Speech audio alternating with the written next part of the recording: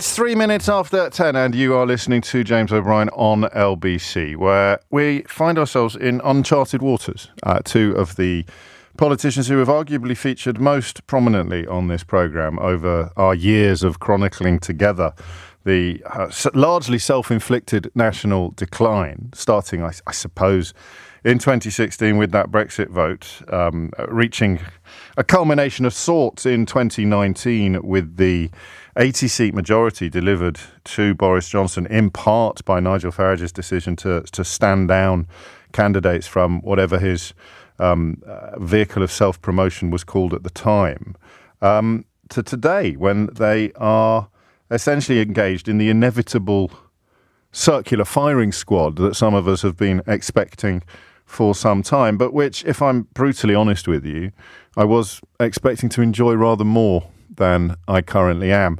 It began with Farage's comments about Vladimir Putin and Russia. Again, regular listeners to this programme will have been among the least surprised consumers of the so-called news that Farage is a big fan of Vladimir Putin's. His admiration for the man's conduct is on the record, and the claim that somehow the decision to invade Ukraine had been prompted by the European Union and or NATO is as well documented as it is disgusting. Now, this prompted Boris Johnson to accuse Nigel Farage of a form of moral repugnance, which, for the first and quite possibly last time in history, put Nigel Farage in the position of having a valid grievance, because he is perfectly entitled to point out that Boris Johnson has a long and distinctly unproud track record of also blaming the European Union for the invasion of Ukraine. He did it explicitly during the 2016 referendum debates. And, of course, he subsequently, as Foreign Secretary, visited the palazzo of a former KGB spy. Quick quote from Vladimir Putin: "There is no such thing as a former KGB spy," and subsequently put said spy's son in the House of Lords against the advice of the House of Lords Appointments Committee. So Farage could reasonably kick back and accuse Boris Johnson of hypocrisy.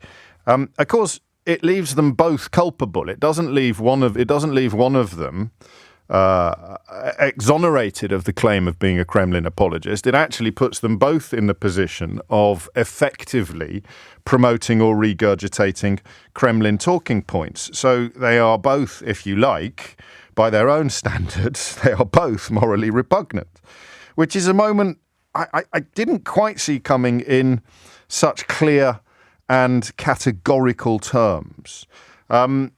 So when Nigel Farage calls Boris Johnson a liar and a hypocrite, he is correct, but he is also engaging in perhaps the best recorded case in modern political history of a pot calling a kettle black.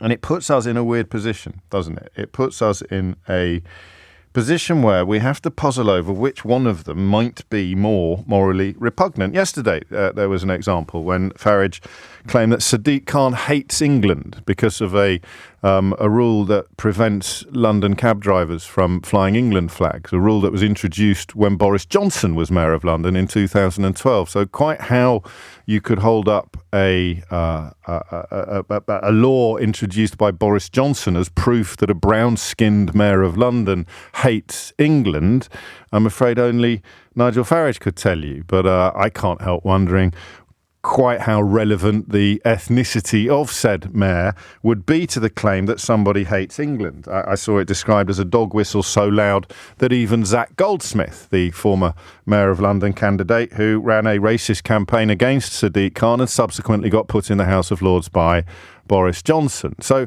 it's almost as if every rock you look under when comparing these two characters to each other reveals more rocks under which you then have to look. And I don't know at this point in proceedings which way the voting is going to go. I don't know which way your calls are going to steer me. I don't even know whether I should have an opinion at this point on which one is worse, which one is more morally repugnant. The number you need to join in is 0345 6060 973. I I want to remind you that this is actually a serious conversation. So I want you to ring in with your examples, your evidence-based examples of exactly what prompts your conclusion that Johnson is more morally repugnant than Farage, or Farage is more morally repugnant than Johnson. I think, and it pains me to say this, I think that you may well have more facts at your fingertips than some of the professional commentators in this case, because whether they do it through a lack of space or a lack of integrity or a lack of motivation, I don't see either of these people being described with reference to some of their, I suppose you could loosely describe some of their greatest hits. Farage, of course, remains a cheerleader for an adjudicated rapist and convicted criminal. Donald Trump, his failure to answer questions about the attempts to incite anarchy on January the 6th after the last American presidential elections continue to pepper this campaign trail. President Zelensky has come forward to, no less, to accuse Nigel Farage of being infected with Putinism, and yet, of course, Boris Johnson somehow managed to cast himself as a great champion of Ukraine, despite his long history of also echoing Kremlin talking points. And so where do you go in on it? Do you go in on the lies in Boris Johnson's case, up to and including in and to the House of Commons? Or do you go in on the racist dog whistling, the race baiting? Both of them have a long and detailed track record in both areas. Do you go in on... what do you go in on? There's so much to choose from, which is why I'm particularly looking forward to what you decide to put on the table. So we'll assemble evidence, we'll record votes, we will demand your vote won't count unless you have got evidence-based support for your position. And lest anyone think this is an unduly flippant approach to serious matters, I would remind you that properly chronicling how this country became a place where two of the most significant political figures of the last 10 years can be publicly and accurately describing each other as morally repugnant, despite the fact that they agree with each other on all of the major issues of the moment, up to and including apologism for Vladimir Putin's invasion of Ukraine and the parroting of Kremlin talking points. They are, for the avoidance of doubt, both as guilty as each other of this. So they are, bizarrely, both as morally repugnant as each other, according to their own assessment of the situation. And yet we have, through, I don't know, whether it's media laziness or something more sinister, we've reached a point where nobody really, with present company accepted, has properly chronicled the travel, the journey, the progress seems an inappropriate word, doesn't it? To a place where this can actually happen, to a place where and of course the point is, and I know that you're not really minded to ring me as much these days as you used to. Historically, I have found that both of these men are often warmly regarded by the same people. Boris Johnson fans and Nigel Farage fans. That Venn diagram is not a circle. There are some people who would be warm towards one and cool towards the other. But I think we can probably agree, can't we, that there is a heck of a lot of crossover. An awful lot of people who I think I would probably describe as don't like thinking too deeply about matters political, but have very strong feelings, very passionate feelings about things like foreigners. They have, over the years, demonstrated an affinity with both Nigel Farage and Boris Johnson. So in many ways, I would love to get your votes on the board. Perhaps we could call a temporary truce.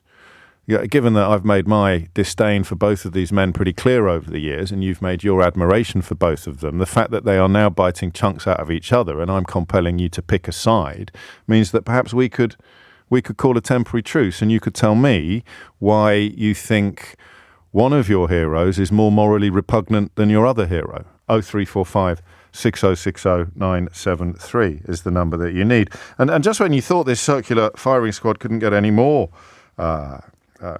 vituperative, Farage claims that he's launched or he's consulted lawyers over a Daily Mail describing him as an ally of Vladimir Putin's administration, despite the fact that the Daily Mail in that case, I'm even defending the Daily Mail now on journalistic grounds, because all they were doing was quoting the Russian Foreign Ministry and indeed quoting the Ukrainian President Volodymyr Zelensky accurately when he said the virus of Putinism unfortunately infects people. So pick a side.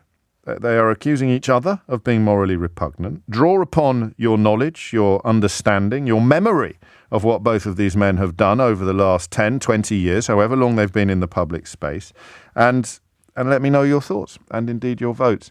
I stress again, I issue this invitation again, if you have historically liked both of them, and perhaps you still do like both of them, if they're calling each other morally repugnant, then which one are you going to side with? I don't know whether this day was always destined to dawn, but I mean, it certainly dawned now. Gloves off, call it what you will. Boris Johnson calls Nigel Farage morally repugnant. Nigel Farage calls Boris Johnson morally repugnant. Significant swathes of the country nod along in full agreement with both of them. But people who have previously considered both men to be admirable or heroic or even honest are forced today to choose a side. And I am, more in hope than expectation, I am very keen to hear from people who are in that category. But whatever category you're in, the invitation is clear. 0345 6060 973. Who is more morally repugnant, Boris Johnson or Nigel Farage? It is 10:17. Quite a few of you suggesting that this is a little like being asked to choose between constipation and diarrhea. But some people already casting their vote. Nick in Brighton says it has to be Johnson for me, as a lot of his morally repugnant behaviour happened when he was Prime Minister. But it is therefore a close race. Alex says, crikey, James, it's like being asked to choose between being baked or roasted alive. I take your point, but I am going to insist that you actually do choose one. John in Reading suggests it's a dead heat. We'll have to see. Someone's had a classical education.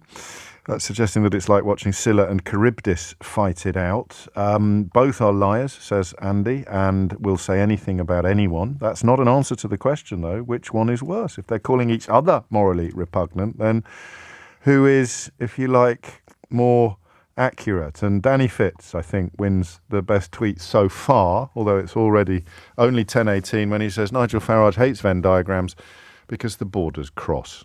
Let's start off, and I will try to keep a proper tally here. Keith, get your pencil out, give your pencil, sharpen your pencil. We're going to try and keep scores on this one if we can. I'm not including text votes yet, but I may start including text votes once we've got some of the testimony in front of the court of public opinion. Let's start with Ben, who's in Alicante. Ben, which one's worse?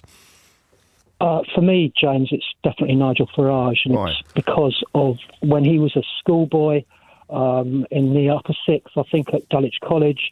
He enjoyed the Dulwich. Hang on a minute. That's a public school, isn't it? I thought he was. I thought he was a fully paid up sort of man of the people who rejected elites and claimed that only ordinary working people could join the Facebook group of fascists. And I lived quite close to where he went. I did not go to Dulwich School, by the way. I went to a local comprehensive. But my school was 30% Asian and 30% black. And when I learned the other day that Sir Nigel Farage enjoyed the fact that his initials were NF, the same as National Front, which was the far-right party at the time, and that a friend of his said that he also enjoyed shouting "gas 'em all, gas 'em all" to Jewish students. I think on that, the accusation there was more that he would.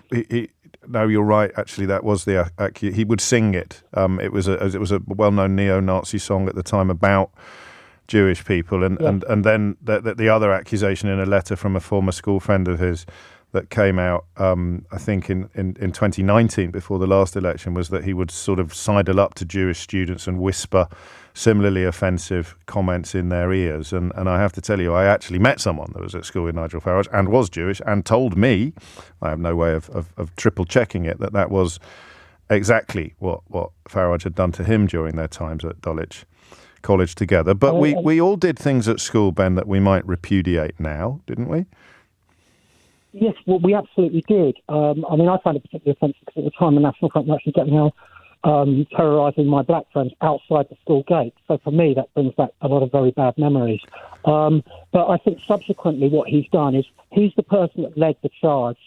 I don't think, I mean, Ken Clarke described him, I think, as the most influential politician of any of this generation. In the context of Brexit, I think that's probably fair. I genuinely think that Johnson is as revolting as I find Johnson, and I really do find him revolting. I don't actually think, despite the ridiculous things he said in The Spectator, he's a real racist. I seem to recall in London he actually proposed an amnesty for illegal immigrants. Yes, and I think that Johnson.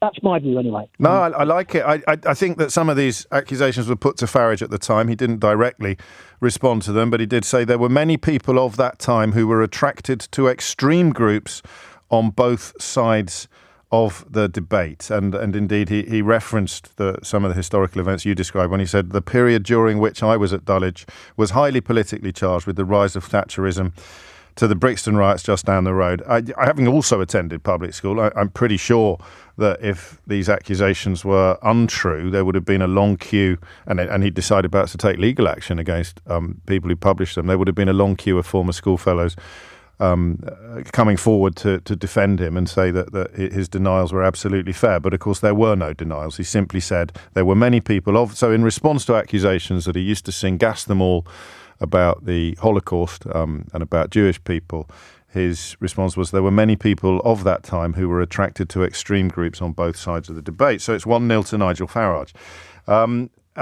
Eli is... thank you, Ben. Eli's in Oxford. Eli, what would you like to say? I'd like to say that they're both horrible people. Well, they agree with you. Well, they don't agree with you, but they agree with you about each other. They agree with you about each other. No, I just think they're both horrible people. But if we have to really go through what you actually want from a politician, it's Farage, because as bad as it is, I don't agree with much he says, anything he says really, but you want a politician to come in, make a change, be believable, and actually believe in what they say. And I get that from Farage. I don't quite get that from Boris. This is fascinating. So Ben, as bad as it is, I don't agree with anything Farage says. And but this was Ben's point. Ben was making exactly the same point, but jumping the other way, because he was defending Johnson by saying he doesn't really mean it when he comes out with the really disgusting stuff. So I'm going to vote for Farage. You're saying no, Farage really means it when he comes out with the disgusting stuff. So I'm going to vote for him. So you like your bigotry honest. Yeah, I'd like if I don't agree with you, I want you to just be honest with me. Wow. I just prefer the honesty over, okay, well, it might not be, well, this might happen and this might happen when you know full well that it's not going to happen. Well, no, but there's different flavours of honesty, because Sadiq Khan, for example, clearly doesn't hate England. And when people like Farage claim that they've got no problem with immigration, they just want people to integrate. You can't get much more integrated than getting elected Mayor of London on 3 successive occasions with record mandates. And so and then to tweet yesterday that a law about banning cab drivers from flying England flags during a football tournament is proof that Sadiq Khan hates England. That's a racist lie, quite probably. So he's not honest in that sense. Yeah, but not in that sense. But I mean, with like the whole, I don't agree with the whole Brexit thing, but he actually wanted something to happen, made it happen, and actually believed and semi-stuck with it. But now claims that that what has happened, or he doesn't like talking about what has happened, or he blames it on everybody else. But this is, so it's 1-1. I get it, but I wasn't expecting the grounds for both votes to be the same. What one of them really means the stuff that he says, and one of them doesn't, and therefore they get 1 vote each. So that is 1-1. Eli, thank you. The phone lines are open. 0345 6060973 is the number that you need. Let me start adding some text to the votes just so that we get some higher numbers. Charles says, morning, James. I'd give the edge of repugnance to Nigel on the basis of compassion for the conned. I think he is more cynical and aware of exactly what he's doing than Boris, who is deluded enough to partly believe his own cobblers. So that becomes 2-1. The idea of opting for the honest racist, if that's what you took away from Eli's call, has upset, or rather has entertained, I think, many of you, including Luis. And Edward hearing echoes of the fine people on both sides argument. Let's crack on. Here's another good one from Jeremy. I'll give prizes for the best analogies. Jeremy says it's like being asked to pick your favourite Cray twin. Wes is in Brant Broughton in Lincolnshire. Wes, what would you like to say? Hi there, first time caller. Welcome. Thank you. I can't believe it's that have brought me to the phone. And I'm just listening to the previous calls there, and I think I'm similar. I think after much deliberation since you came through, yes. I think Boris pips it for me because of the flip-flopping nature of his his personality, and at least, and it's quite painful to say this, but at least Nigel Farage has been clear in his convictions for the last couple of decades.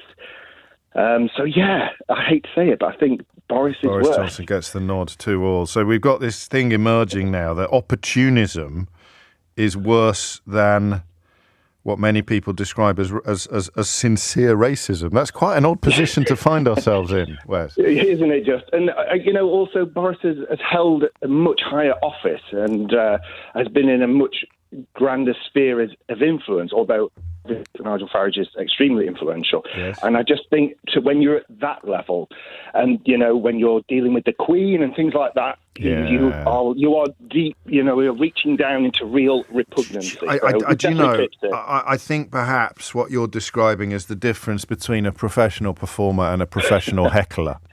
So, for all his influence over, racial tension and Brexit and the rest of it, he's only ever been a heckler, throwing tomatoes, which is why he somehow managed to disassociate himself from any responsibility whatsoever for Brexit, while simultaneously claiming it as a great achievement. Whereas Johnson ended up in charge. Johnson ended up in the driving seat, albeit with Dominic Cummings sitting on his lap.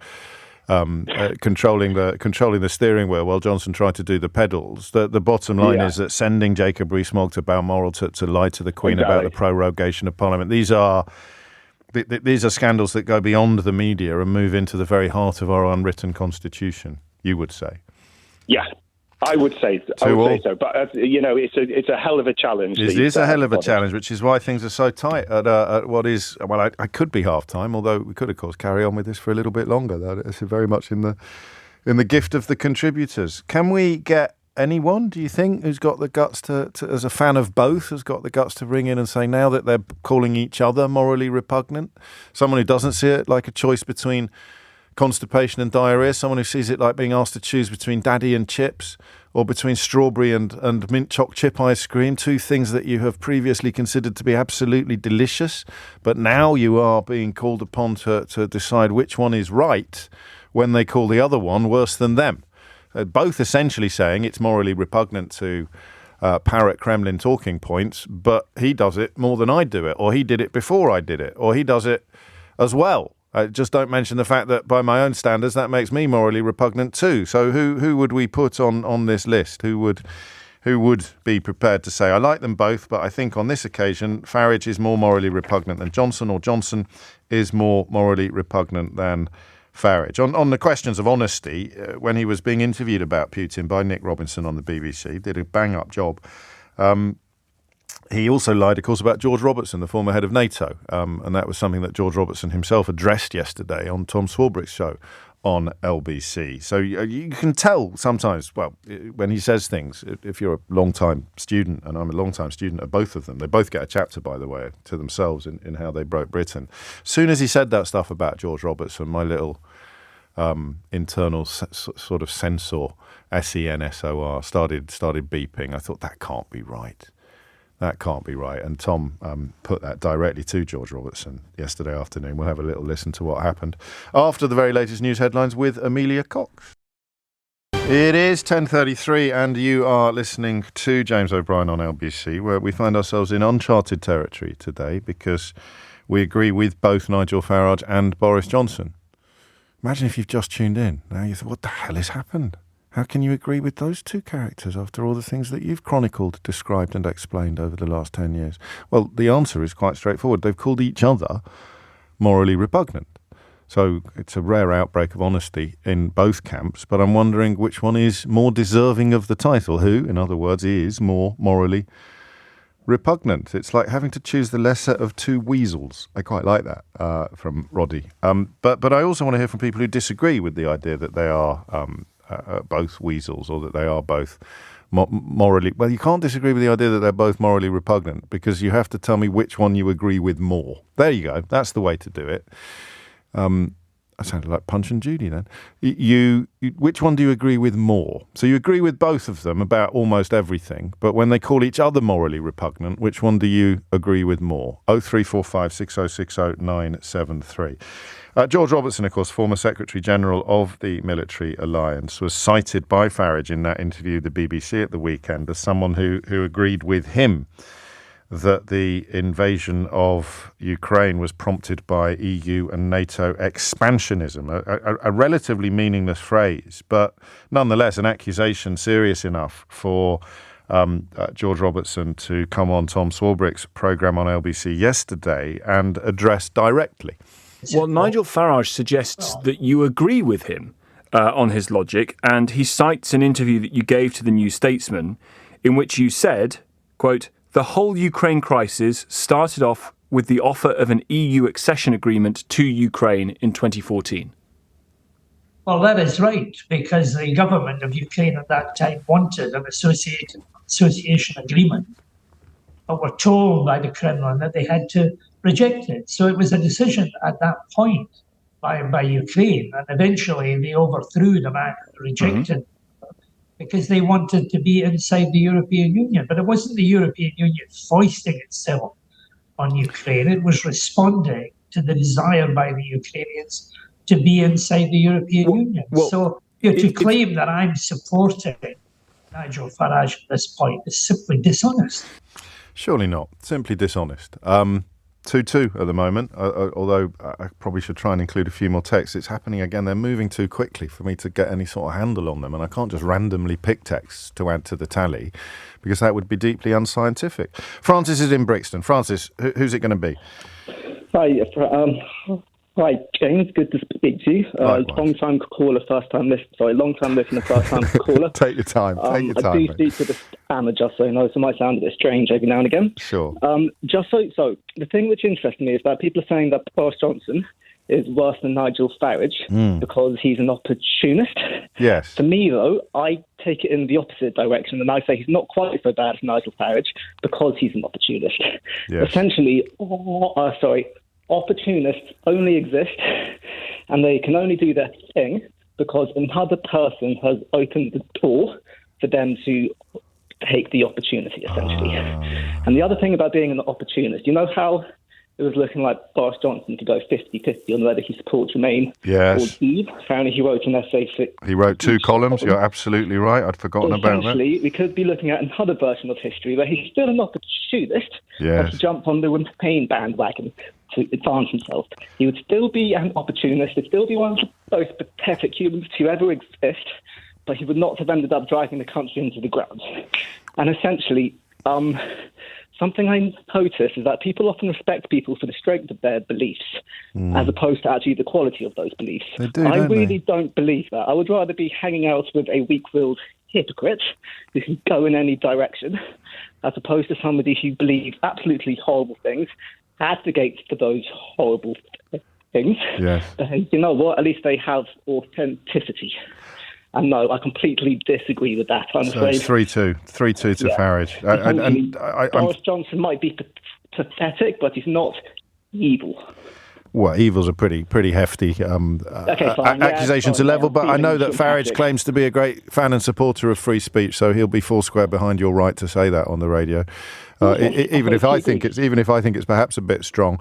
Sorry. No, don't. Free speech, mate. They're all for it. They're all for free speech. They never stop. They never stop tweeting about it. Can I ask you some personal advice? Yeah, please. Is it patronising of me now to say to you, "Well done for getting through that so brilliantly," or do I just ignore it and treat you like any other caller, just for future reference? I've got a bit of a thing. I'm actually very open about my stand. I'm not sensitive. I actually quite like talking about how people ask questions. The one thing I can't stand is when people ask the question, have you done anything to cure or get rid of it? Yeah. No, I never thought of that. That's just... And essentially, mate, I speak with a stammer, but I do also have a bit of gift of the gab, essentially. So, You certainly do. And it's a pleasure to listen to you, and I look forward to doing it again.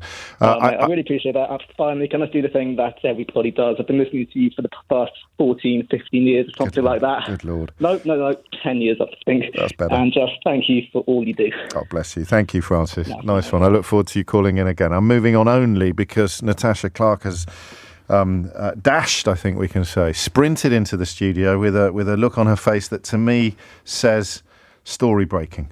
Breaking news, James. Just in, the Conservatives have pulled their support for Craig Williams and Laura Saunders over that gambling scandal, essentially, that is engulfing the Conservative Party and starting to dominating now this final weeks of this election campaign. Conservative spokespersons just told me, as a result of ongoing internal inquiries, we have concluded that we can no longer support Craig Williams or Laura Saunders as parliamentary candidates at the forthcoming general election. They say, we've checked with the Gambling Commission. This decision does not compromise the investigation that they are conducting, which is rightly independent and ongoing. So days after we got that first Guardian report into Craig Williams, the former aide to the Prime Minister, former Conservative MP, standing again to be re-elected at the next general election.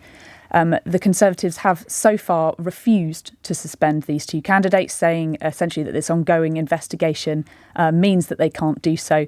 It seems today that obviously we know there's a rival Tory investigation within the party ongoing into these two, and it sounds like as a result of what they have figured out and find out from their own investigations, they believe that that is enough for them to be pulled their support. So that means no Conservatives will be campaigning for them. However, it does, because it is too late to pull them off the ballot paper, mean that their names will still be on that ballot paper on July the 4th. Confusing, perhaps, for some voters. I mean, even last night, they were saying it would not be, quotes, proper, end quotes, to suspend candidates, even as senior Tories lined up. And, of course, whoever was on the broadcast round yesterday, Chris Heaton-Harris, I think, tying himself in all sorts of knots, trying to defend Rishi Sunak's position, which Rishi Sunak has 24 hours later completely abandoned. Rishi Sunak said last night it would be improper to prejudice the results of this ongoing investigation. And obviously we do know that the Gambling Commission's... Perhaps they got ambushed by a bookie. Perhaps. To paraphrase Boris Johnson's defence for breaking, and of course Rishi Sunak's defence for breaking COVID laws. Maybe they were ambushed by a cake. Perhaps these Tories were ambushed by a bookie. I'll put the question in. So you go in to vote in these two constituencies, and a full list of candidates will be available at lbc.co.uk/candidates. And you still have name brackets, Conservative close brackets. But and in the unlikely event of their, likely or unlikely, in the event of them winning, they would arrive in Parliament as an independent, I presume. Again, unclear. It doesn't say that they've, like I say, they're not part of... They can't withdraw the whip from them because they're not official Conservatives in Parliament, so they can't take that away. They're saying they're no longer supporting those two candidates, so they're no longer Conservative candidates. It's a bit like Labour in the Rochdale by-election when they were forced to pull their support for a candidate that made inappropriate remarks. So he was on the ballot paper, but therefore no longer supported by the Labour Party. So yes, I imagine you're probably right, James. They will probably sit as independents in Parliament if they were to be elected. If they were to win. And do you think this is the beginning and the end of this episode of the saga? The saga's not over, as you've mentioned. Various inquiries continuing to unfold. A member of the Metropolitan Police still under arrest, a member of Rishi Sunak's armed guard. Or might this suggest that the Tories know more is coming and are trying to get in front of it? Potentially. Set a precedent for the next, if other names emerge, they'll be nixed as well. There's been loads of names swirling around Westminster, none of which have been able to be stood up that they are as part of these ongoing investigations. But there were, Rishi Sunak was forced to deny yesterday, Chris Heaton-Harris forced to deny yesterday that the Cabinet were involved, that there were ministers involved. They said as far as they know, there is no more names coming. But look, we know that the Gambling Commission has got quite a wide remit at the moment, looking into candidates, but those related to the Conservative Party and friends and family of those people that they may have believed. And finally, Natasha, what was James cleverly saying on this issue just an hour or so ago in this very studio? Yep, he was asked about it, said it would be inappropriate to comment on this, like I say, just around an hour or so ago. So that decision clearly being made off air. But yes, James cleverly saying it's inappropriate to suspend these people. And obviously they are waiting to see the results back from the Gambling Commission. But clearly there is obviously more going on. And Craig Williams, it's important to stress, has actually admitted to making this bet. He's already made comments on this. He's already said that he should have realised what it would look. Exactly, he's made a massive error. We do know a little bit more detail about that. We have no comment from Laura Saunders. She made a separate comment through her solicitors and said that she will be challenging the BBC on their reports. But yes, this is clearly a decision that's been taken in the last few minutes by the Conservative Party. And she, of course, is married to the Conservatives' Director of Campaigns, who's currently on leave. He's taken leave of absence after also being suspected of placing a bet. Yeah. Oh, what a tangled web we weave. Thank you, Natasha. It's coming up to 10:45. You're listening to James O'Brien on LBC. If you're just joining us, some breaking news for you. The two candidates accused of placing bets on the date, the then unannounced date of the general election, have now had their support withdrawn by the Conservative Party leadership after days of claiming that would be inappropriate or not proper and various other obfuscations. The decision has now been taken that they will not go into the general election campaign with the support of the party for which they were originally standing. Craig Williams and Laura Saunders, the candidates concerned. I didn't know. Is there such a thing as saturation point, where you sort of find yourself contemplating the worst political campaign, the worst general election campaign you can ever remember? And that was about a week ago. It became the worst. I wasn't here for Michael Foot in 1983. I was here, but I wasn't here. I was alive, and I was conscious, and I was, politically engaged up to as much as an 11-year-old can be. But good Lord above. 10:45 is the time. Back to the big political question of the morning. After this, who is more morally repugnant? Or rather, let me phrase it correctly. As Boris Johnson and Nigel Farage describe each other as morally repugnant, who's more accurate? Or, if you prefer, which one's worse? It's 10:49. I had a few quid on that. I had a few quid on those Conservative candidates losing support of the... I'm joking. I didn't. Did anyone? Could you get odds on that? Could you get odds on the Tories withdrawing support within hours of saying that it would not be proper to withdraw support? I don't know. It is 10:49, and I wouldn't have placed a bet on this one. It's all to play for. I think at the moment it's actually 52-48. Although, because I made that statistic up, I can't possibly tell you which way it is 52-48. But we're asking who is, as they accuse each other of being morally repugnant, we're asking who is more morally repugnant, Boris Johnson or Nigel Farage. Robert is in Malmesbury. Robert, what do you reckon? Hello, James. Well, this is a bit like a penalty shootout. Yes, because it is. I think I'm about to make it 3-3. Okay. The most morally repugnant has got to be Boris Johnson. Really? Because for some of the reasons that have been already mentioned.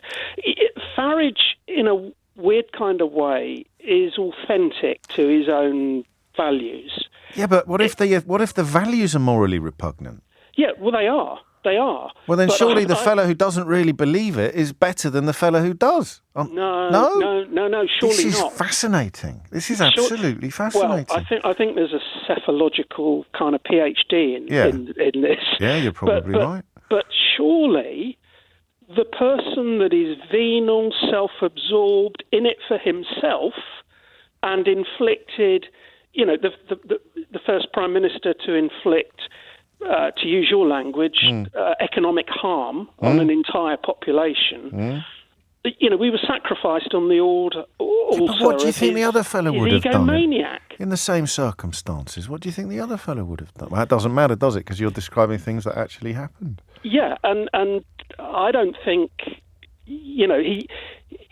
In a way, that authenticity of Farage means that hopefully he's never going to get the levers of power. But, so Jamie makes a point, and he's not making any direct comparisons. He's merely pointing out that Adolf Hitler was authentic. Yeah.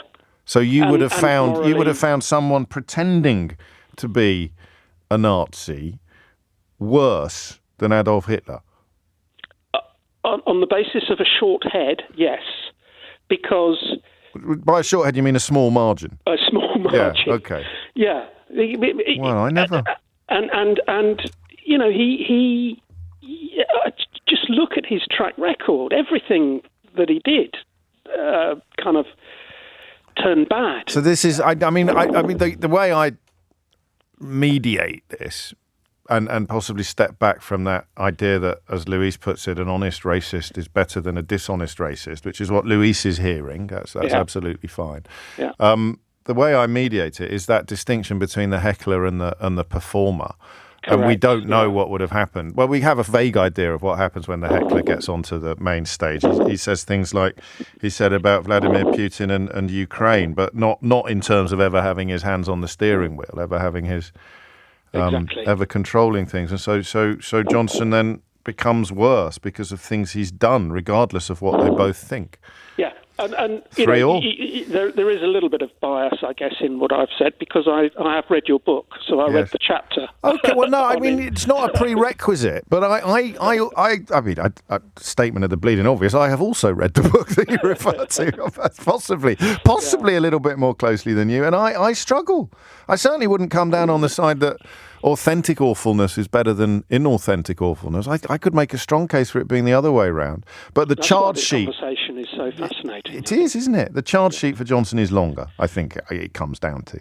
I think that's what I'm saying. I think that's what you're saying as well. Thank you, Robert. 10:53 is the time. Book got a little appearance on that John Oliver monologue that's gone massively viral from the American late night TV show. I don't think he mentioned me. The book cover just appeared behind him on the screen, which is one of those moments where you genuinely just go, what has happened to my life? This is just amazing. But as ever, good for business, bad for the soul. Alan is in Manchester. Alan, 3-3. Morning, James. You all right, mate? Yeah, I'm good, Alan. What's on your mind? James, when I rang in speaking to your producer, I genuinely couldn't call this one. Yeah. But honestly, I was going to say something then. I dislike both of them intensely, but I have got a VAR.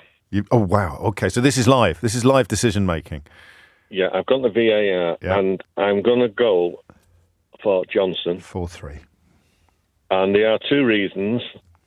The first is personal, because during COVID, I lost my mum. Oh, I'm sorry. And this is a woman, 98-year-old, who built Lancaster bombers during the war in Manchester at Abbot. Yeah. And she said to me, she said, listen, son, with this COVID, we've got to do what Mr. Churchill said.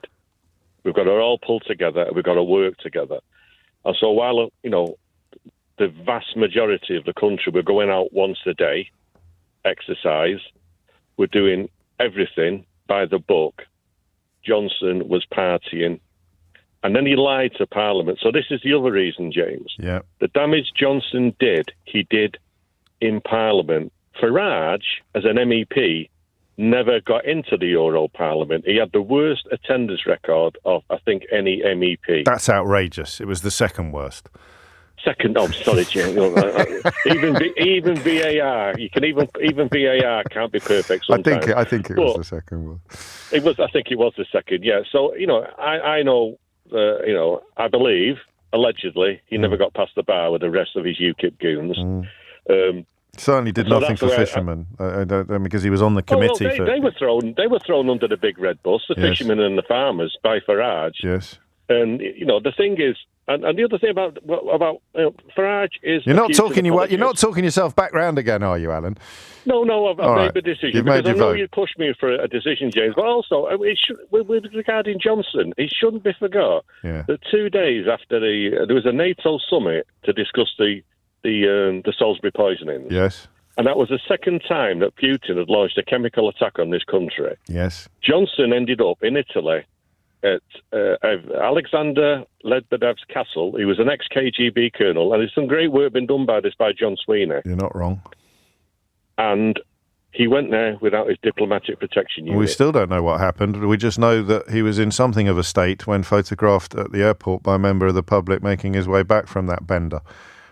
Yes, exactly. And I hope that if Kay gets in, we can investigate this because, it's like, I believe the KGB is like the mafia. You might say you retire, but you never actually retire. Well, oddly enough, no one went on at that meeting. Vladimir Putin agrees with you about that. I mean, it was a party, but there was a meeting. That didn't emerge for a very long time until afterwards. And if the Labour Party does decide to launch a campaign, then the journalist Carol Cadwallader will have done a proper investigation, will have done an awful lot of work for them. The Russia report, of course, which was kept out of the public eye for a very long time, concluded that we can't say whether there was Russian intervention, Russian interference in the Brexit vote, because we haven't actually investigated whether there was any Russian interference in the Brexit vote. James, I believe there was...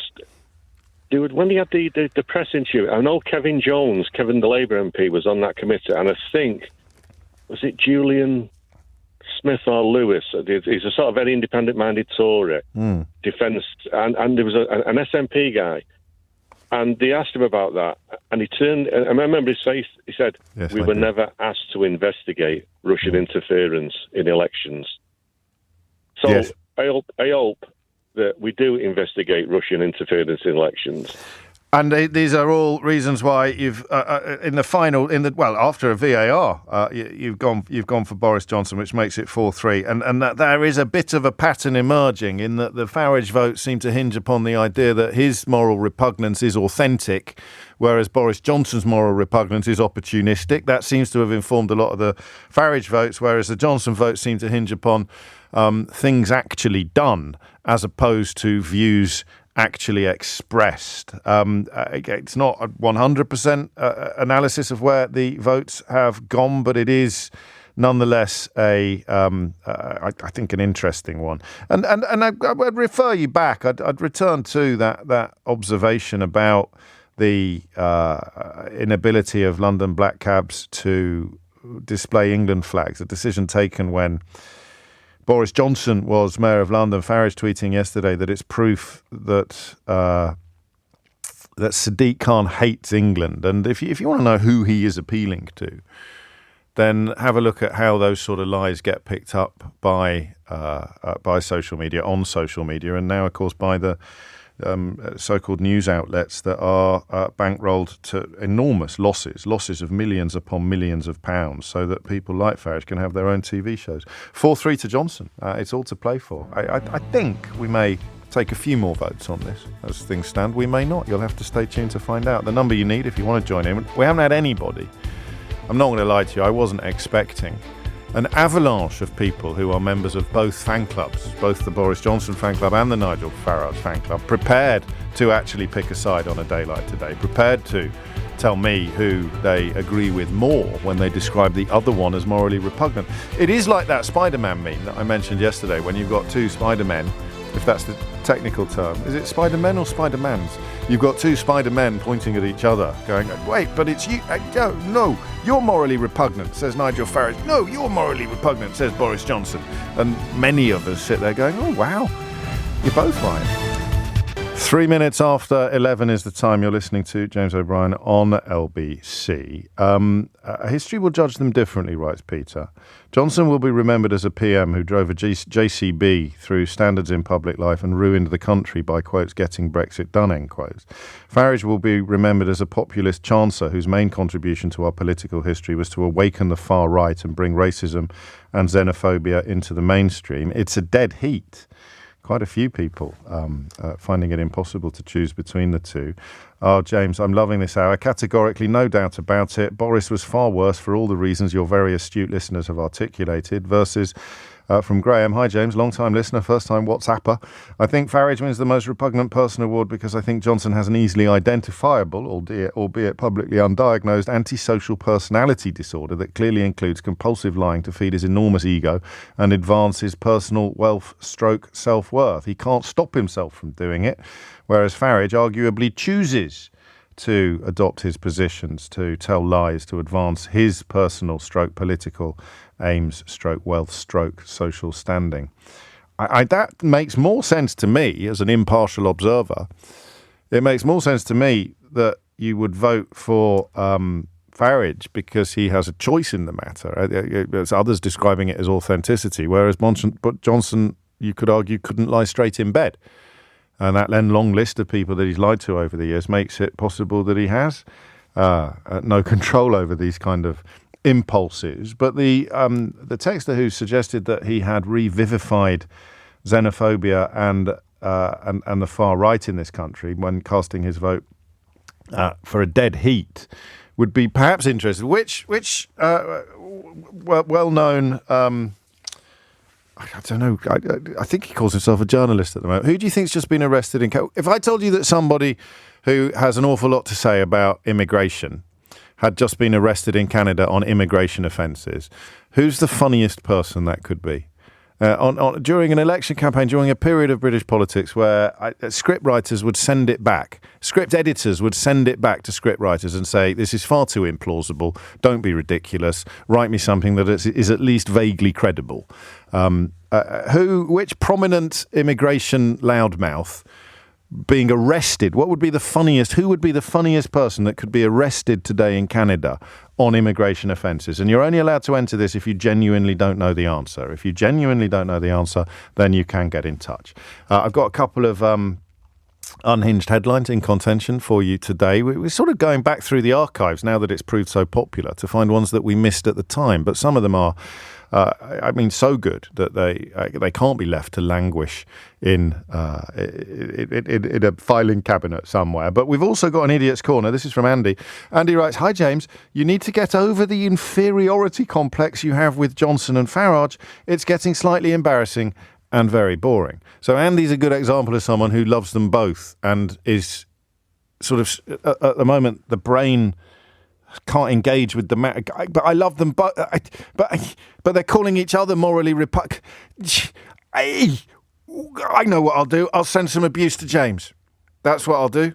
So that is, I suppose, honest in the sense that if you're asked to choose between two morally repugnant people who are calling each other morally repugnant, but you're still a little bit in love with both of them, that perhaps is where you end up. Quite a few correct guesses coming in. A couple of incorrect. No, it's not Noel Edmonds who's been... to be fair, that would be very funny, but I don't think he could ever be described as a prominent voice in often dishonest conversations about immigration. 7 minutes after 11 is the time. Back to the votes. 4-3 to Boris Johnson at the moment as they accuse each other of being morally repugnant. Who gets your vote? Boris Johnson or Nigel Farage? Harriet's in Clapham. Harriet, what do you think? Hi, James. It's a vote for Farage. Okay, 4-4. God, this is getting very tight. This is a nail biter, this squeaky bum time. Tell me why. Well, I think, and your previous callers have said a lot about authenticity when they were trying to argue the opposite. Yes. And I think that Farage lacks authenticity, lacks honesty, all of that stuff. And I think people just maybe don't realise because he's possibly a better liar. Okay. And the example I wanted to... A better liar than Boris Johnson? Exactly, which is in itself incredible. But the example I wanted to call out was when he was on I'm a Celeb, which I didn't watch the whole thing, but I did watch this sort of clip of it. Yeah. And he's essentially having a debate a discussion with Nella Rose, who's a black woman. Yes. She's a YouTuber, I think. And they're talking about blackface, and she's explaining why that's offensive to people and why that's wrong. Not just blackface, I think it's broader things like that, like maybe cultural appropriation. Yes. And she's explaining how hurtful it is and why it's wrong. And he kind of does this thing where he shakes his head and he goes, "Oh, I don't know what the rules are anymore." And he's kind of playing this act of somebody who's maybe just a bit out of touch, and the world is changing really fast and he just can't keep up, and he's trying, but it's so confusing. And when I saw that, I was like, wow, he's just a better liar, because his whole, all of the lies, I think, are in service of his beliefs and values. I kind of see them in the same way. So I'm not familiar with the episode either that you described. But what I know from the past is that when he's accused of racism, he often replies by saying, "Well, what is racism?" And you sort of think, well, you can't be sure you're not something if you don't know what it is. So you're doing that thing, or you can't say. I think possibly were other people using Jamaican accents in a sort of musical interlude or something like that, and he tried to claim that would be just as offensive as using blackface, and Nella Rose tried to explain context, tried to explain that the decision or the judgment on whether or not something is offensive has a lot to do with the intent behind the behaviour, the context in which the behaviour takes place. See, this is where he's at his weirdest, I think, in that you can sort of see the frustrated 13-year-old there who just can't ever accept that they're wrong about anything. It's a sort of no nonsense. You can't say this. You can't say that. You can't do this. You can't do that. Even to the point where he ends up trying to lecture a black woman on what cultural appropriation is or isn't. And the victimhood. Exactly. If I did something like that, I'd get a backlash. Okay, yeah, it's an interesting example, and it speaks to a different interpretation of what authenticity means in this context, and it means the score is now level at 4-all, 52-48. 0345 60 6060973. Thank you, Harriet. James is in Sheffield. James, it's 4-4, and I haven't decided when it's going to end yet, but it's highly likely it's going to end on a draw. Go on. Well, I'm tipping it Farage's way. Okay, 5-4 then. 5-4. A late surge for Farage. Go on. Yeah. So interesting. The last few calls, it turned from the initial calls from Farage being authentic as a better thing than Johnson. Yes. I see it the way the last couple of callers have, where the authenticity of him is actually what makes him a lot worse. Yes. I was explaining to your producer, I actually think Johnson, as terrible as he is, if he had the opportunity after lining his own pockets and looking after himself to actually really do well for the country, I feel like he would have done, and he would have enjoyed that. If he thought the passage into Downing Street would be eased by him being the biggest Remainer in the country, he'd have been the biggest Remainer in the country. And if he thought that it would play well with his audience to introduce an amnesty for illegal immigrants or to talk up about the benefits of multiculturalism and the brilliance of having mayors from ethnic minorities, he'd have done all of that if he thought it would have got him more power or money. All of it. Absolutely. And he'd have revelled in it. You know, the hero status, the ego, he'd have loved that. Farage, it's much darker for me. He's got an ideology that he drives. And, you know, when you look back to the Brexit thing, actually now, especially with hindsight, you can see how much he knows what he's telling you isn't true. Yeah. And it's a different kind of dishonesty to Johnson's. And he's just terrible, by the way. I hate this because it's funny. I start describing Farage, and I feel like I'm being nice to Johnson. I know, mate. This is why it's such a genius bit of radio production, this. Yeah, I'll give you that. Yeah. We all feel soiled because you've got to... The only people who can't pick a side are people like our friend Andy, who's decided to have a swing at me instead. Because if you actually think they're both great, today is your worst nightmare. Today is the day when you realise, well, hang on, if they think if they both think the other one is morally repugnant, maybe they are both morally repugnant. And I've not only set my stall out in support of them both over the years, I've cast my votes. Impossible, James. It's all your fault, mate. I know. But you've given it 4. So 5-4. 5-4 to Farage because of the opposite of that authenticity argument that we have heard a little earlier. Thank you, James. Richard is in Freising in Germany. Richard, for the international contribution, what does the Freising jury have to say about this? Johnson. Oh, for heaven's sake, that's 5-5 again. This is just unbelievable. It is a never-ending penalty shootout. Go on, then. Are you going to stop it when it's 52-48? If I could, I would, but it's only 5-5. We'll be here until this time tomorrow if we get into those sort of numbers. I'm going for Johnson because we've always had right-wing figures on the fringe. Think about Martin Webster and Nick Griffin. Yes. They were more guarded than Farage in what they said. Or less adroit, you might say. Yeah. And I'm going for Johnson because I think it was his duty as a politician in one of our mainstream parties to call Farage out for what he is, instead of sidling up to him and trying to sneak up a bit of the support that he gained. I think the clincher will be that we can't know, we can only suspect what Farage would have done in high office, whereas we know what Johnson had done in high office, and therefore he gets the nod from you. Yeah, certainly. I mean, for everything else Johnson did, obviously that's a factor. But if you think back when I think David Cameron was still opposition leader and he called out UKIP as... He was with Nick. I can't remember what he said. Fruitcakes, liars and racists, was it?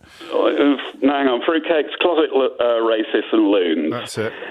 If only he'd stuck to his guns. Now, if only he'd stuck to his guns.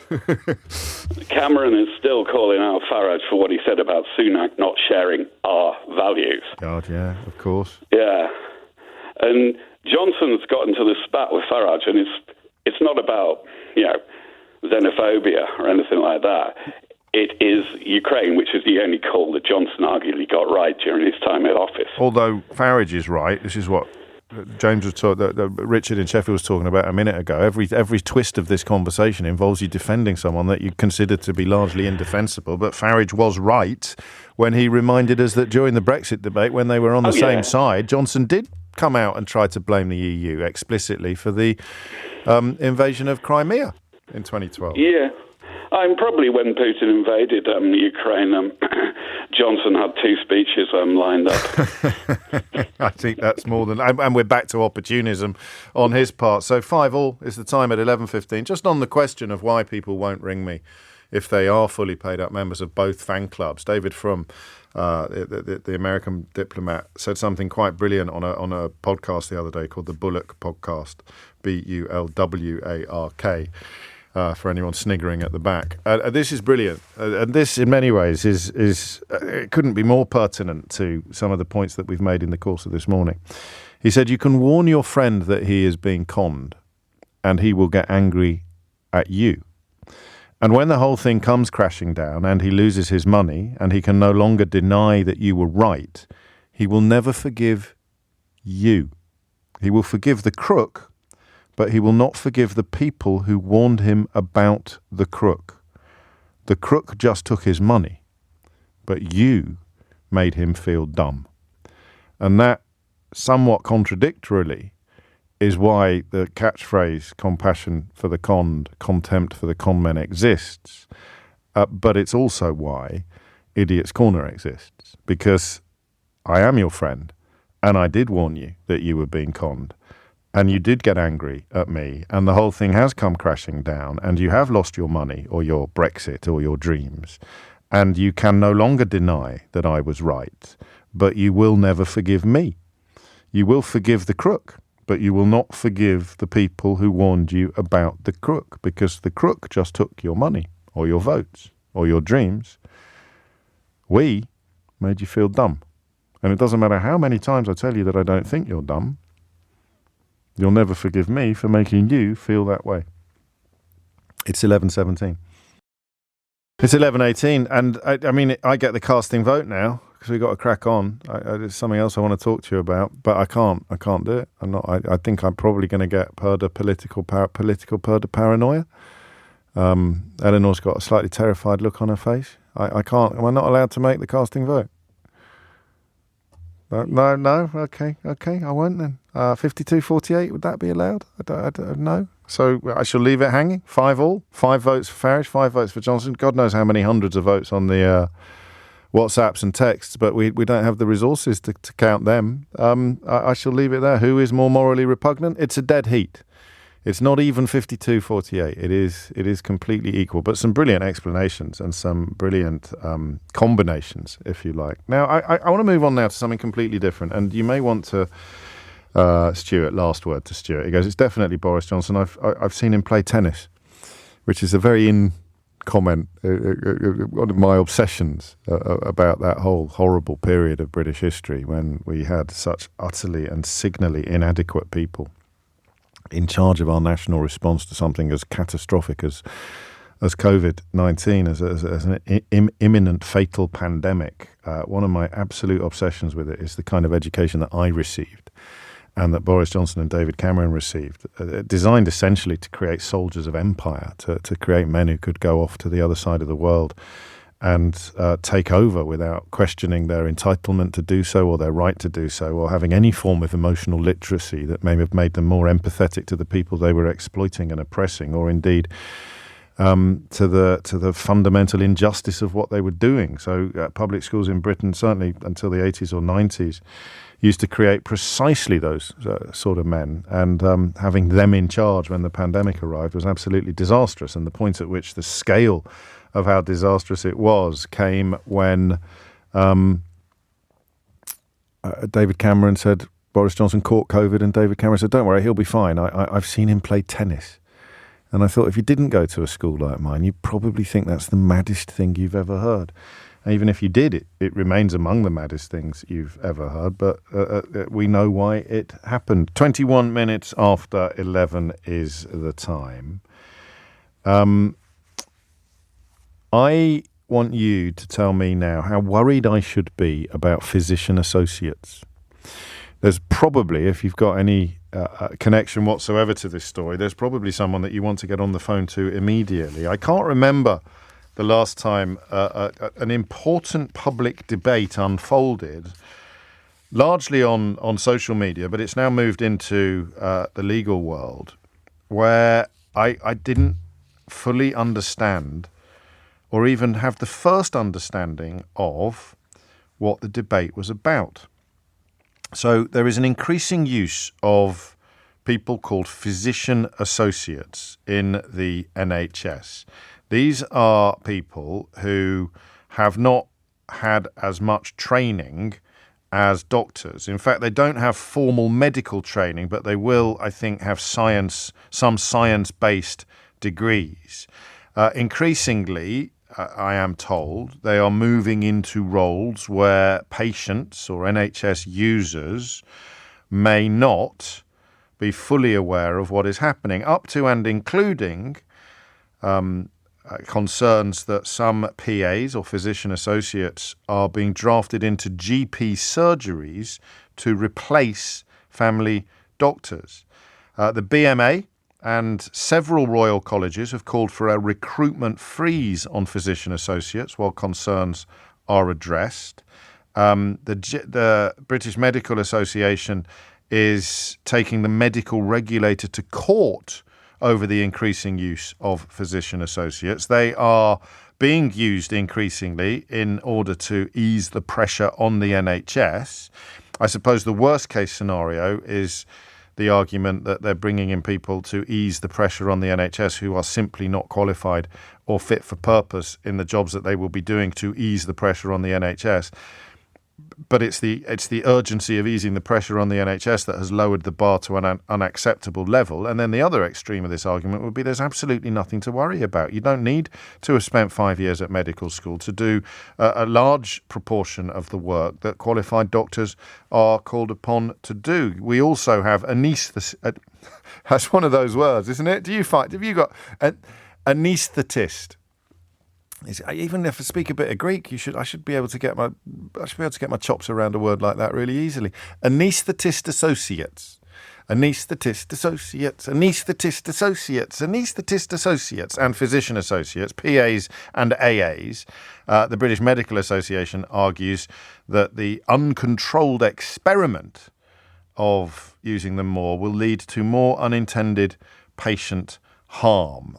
There's a grim case of a 30-year-old woman called Emily Chesterton who was twice misdiagnosed by a physician associate as having an ankle sprain when what she actually had was a blood clot that subsequently travelled from her leg to her lung, and Emily sadly died. She was under the impression throughout this process that she was being seen by a GP. So who is qualified to contribute to this conversation? I mean, I can obviously say some people who are, doctors are, physician associates are. Who's qualified to adjudicate? I have no idea. I have absolutely no idea who is qualified to adjudicate. So what I want to do is really just a crash course.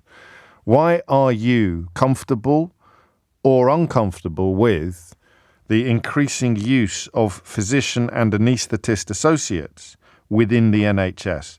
0345 6060 973. I also need a history lesson. I mean, is it the case that... Because they could both be right. So this could be a lowering of the qualifications bar to bring people into the NHS where pressure is acute. But it could also be that there's nothing to worry about, because the qualifications that you need to undertake a lot of the roles that physician and anaesthetist associates will be undertaking are actually lower than the threshold to become a normal doctor, a normal GP, a normal physician, or a normal anaesthetist. So I honestly don't know. I mean, a little bit of me thinks if it ain't broke, don't fix it. So I would lean towards a form of, well, hang on a minute. I mean, I've never really I've never found myself in a medical situation and found myself thinking this doctor seems a bit overqualified. I've never taken the kids to A&E and thought, I mean, I don't really care whether they've been to medical school or not, but that's probably me being ignorant or naive. 0345 60 60973 is the number that you need. How worried should we be by the rise of the physician associate? And I think in the first instance, answers are probably going to come, although I'm not laying down any laws or rules on this, are probably going to come from people within the NHS. I wonder whether nurses would be the best people to talk to. Nurses who work with both might be able to give us a quick heads up on how worried we should be. The debate is febrile now. The debate has become vicious to the point where the Doctors' Union is now taking the medical regulator to court over this, claiming that it makes patients unsafe at worst, and at best it creates a dangerous blurring of lines for patients. This is in preparation for December of this year, when the General Medical Council would become the regulator for physician associates and anaesthetist associates, as well as more traditional professionals. Is that the correct word to use, the correct phrase to use? Because then I read that they haven't, PAs and AAs have not been regulated at all for 2 decades, at which point I wonder why I'm being told to start worrying about it now. But when Professor Bamfield told the British Medical Association annual conference that he was planning to sue the General Medical Council, I can tell you that he was cheered and applauded by his membership. So what is going on? What do you know? 0345 60 60973. And how worried should the rest of us be? I'd also add, just by way of an aside, a sort of anecdotal aside, I'd also add that, and I'm thinking of my mum here. I won't lie to you, and she won't mind. The older people get, I find, the easier it is for them to have their trust in the health service undermined. They get scared, don't they? Or they get worried that they're being glossed over, or that the doctor's too busy to give them the care and the attention that they need. And that cuts both ways on this. You strike up a relationship with a physician associate that you trust and who looks after you well. It's not as if these people are going to go into it for clicks and giggles. That then easing the pressure on the NHS could really help. But on the other hand, the fear that somebody listening to this now, for the first time learning about the full extent of it, the fear that then when they go to the doctor, they might think they're seeing a GP, but they're actually seeing a physician associate, will make them deeply concerned.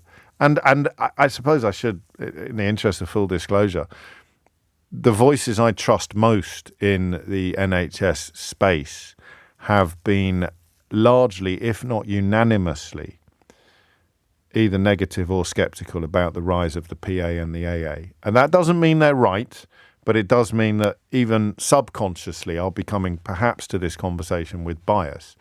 I mention that because the advocate for the physician associate, the advocate for the anaesthetist associate may be hesitating to ring in, and I'm just reminding you that you really need to. So what's going on, and how worried should we be? And remember, you're allowed to answer not worried at all to that question. That's kind of the point. 11:30 is the time. After the headlines, I will reveal to you which prominent immigration loudmouth has just been arrested in Canada on or suspicion of immigration offences. No prizes for this one. About 85 to 90% of you guessed it correctly. And some of the incorrect guesses veered from the sublime to the ridiculous, but I will share only the correct answer to which prominent anti-immigration loudmouth has been arrested in British, I should add, has been arrested in Canada this morning on suspected immigration offence. You couldn't make it up, could you? It is 11:30. Amelia Cox is here now with your headlines.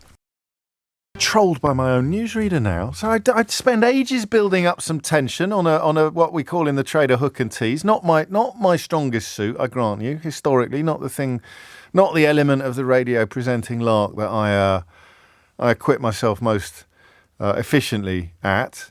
But I get one right. I build it up beautifully. Which immigration loudmouth has been arrested? British immigration loudmouth has been arrested in Canada on immigration charges, and Amelia Cox drops it in the middle of a bloody news bulletin, sucking all the joy, sucking the marrow out of the bone of my hook and tease. But anyway, that is indeed the answer. Little Tommy Ten Names, or Stephen Yaxley Lennon, or Stephen Lennon, or Tommy Robinson, or whatever he's calling himself this week. I wonder what the name is on his passport. Unfortunately, we can't check with him because it's just been confiscated. That is the fact. It's not the first time he's been arrested on immigration charges either. But I think for the far right, irony died a very, very, very long time ago. Canada, of course, I suppose, in the business of controlling their borders. But that story there for people who think that satirists have got it easy. 11:34 is the time. Radio presenters haven't got it easy. Not when you turn your attention to a subject that is clearly desperately important and is exciting enormous emotion in the medical profession, which means we should all care about it, but which is a little bit difficult to get a handle on, not least because the opposing lobbies are both equally passionate, equally committed. So, physician associates and anaesthetist associates, what is the story? What is going on? And should we, the patients, be worried? Nisha is in Haringey to start us off. Nisha, what would you like to say?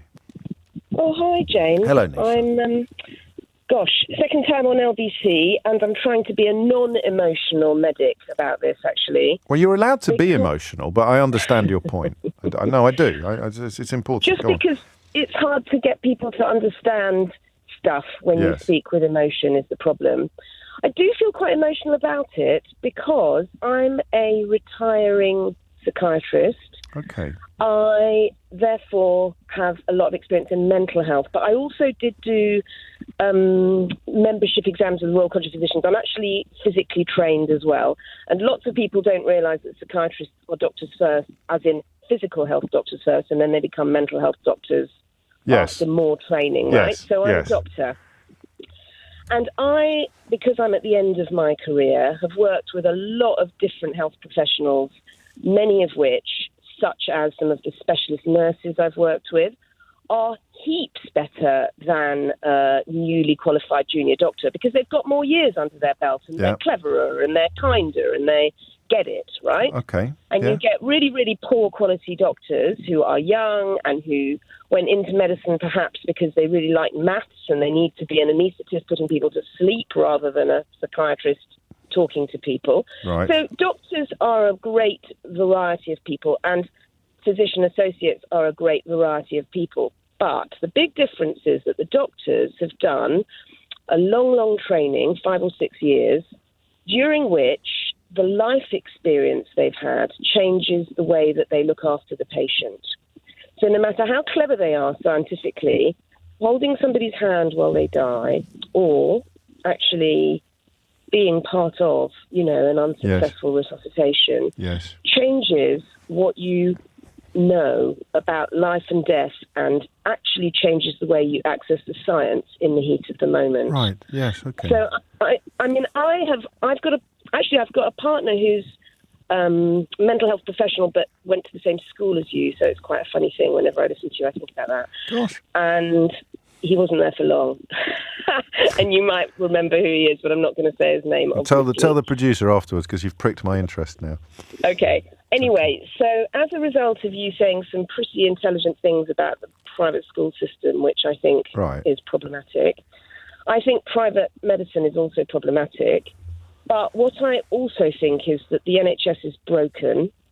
And the other reason I came on the radio the other day was to say that. And I got too emotional about it and wasn't very useful to whoever it was I was talking to. Okay. I'm sure they'd be delighted that they proved so memorable as a presenter. But they were standing in for somebody, so it's okay. Let me steer you back, if I may. So there is a need for original thinking here. There is a need for things that have not happened much before.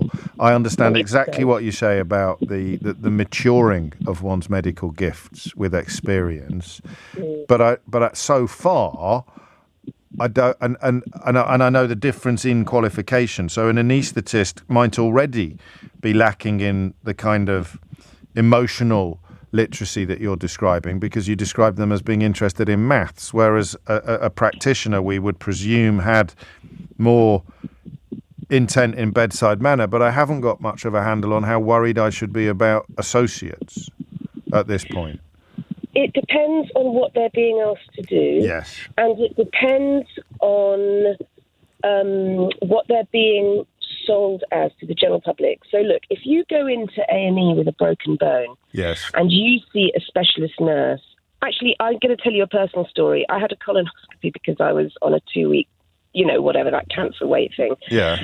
And the nurse specialist who consented me for the operation and did the procedure was one of the best clinicians I have ever had the benefit of the experience of. He was fantastic. And I believe he was better than any doctor would have been, because he loved what he did. He was so enthusiastic. He consented me properly. He did the procedure. He was just great. Now, if a physician associate is doing something a bit like that, where they are highly skilled to do a particular thing and they do it really well, great. If you're in a GP surgery and you need somebody who can untangle your anxiety from your physical symptoms, who can decide that you are the 1 in 10,000 patients whose tummy ache means it's an aneurysm, not a tummy ache, as another cause. Yes. And who can cope with the coroner's inquest when they miss that aneurysm and that patient dies, then do you see what I mean? Well, up to a point I do, but you're making it murkier. And I'm grateful for your efforts, but I mean, obviously, if they're really good at it and they don't mess up, it's not a problem. And if they're not really good at it and they do mess up, then it is a problem. But what can the NHS do? So, for example, if my mum goes to the GPs and she's not seeing an actual GP, A, she has a right to know that, and B, it may not matter, but she will think it does matter and she'll want to see a GP. So how can the NHS introduce this or extend this further without undermining the confidence of patients because of the worry that you're not a proper doctor, that you're not seeing a proper doctor?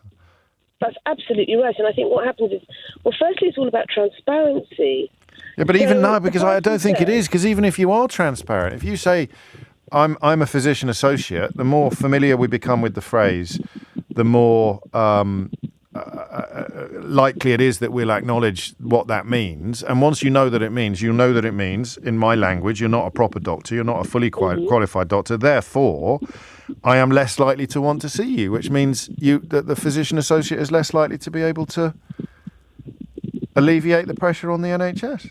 No, look, what you can do, actually, you're making me think on my feet, which is really brilliant.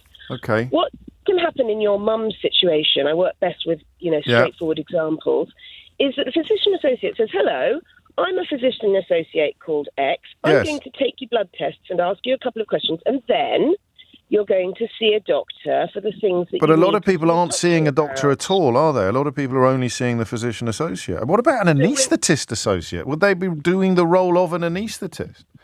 So you see, in other countries in Europe, this is why it's not a clear-cut question, which is why... Well, you're supposed to be making it clear-cut. Nope. I'm supposed to be explaining clearly why some things don't have a right or wrong, yes or no answer. No, I get that. I do get that, Nisha. Thank you. And don't forget to give that name to the producer. I know they haven't got a right or wrong answer, but there is a substantive answer to the question of well, maybe it isn't whether we should be worried, but in what circumstances should we be worried? And then you can work to establish the kind of circumstances in which you shouldn't be worried. And then the other problem becomes whether or not this is stopping doctors from training and getting jobs. And another problem becomes, why am I reading about GPs who are working as delivery drivers because they can't get work as locums? There's so much going on here that the more we talk about it, I wonder whether the more confused we get. Ailey is in Belfast. Ailey, what would you like to say? Hi. So I'm a doctor. I'm an F1, and I actually became aware of this issue a few years ago because I did graduate entry medicine, so I did a degree beforehand. I could have gone and been a PA, or I could have been a doctor, and I was like, why am I starting on £29,000? Yes. It's now £32,000, but at the time £29,000, and they're starting on £41,000. What, physician associates are coming in on £41,000? Yeah, so they were coming in as band 6, but they're now coming in as band 7. So I started looking into this, and I was like, what is the incentive? Why is that happening? Yes. And I started looking into the course a bit more, and lots of my friends were physician associates at the same uni. Right. And they were saying to me, well, we're doing 5 years of medicine in 2. And I said, hang on, I'm doing 5 years of medicine in 4. Yeah. And so how does that make sense? Yeah.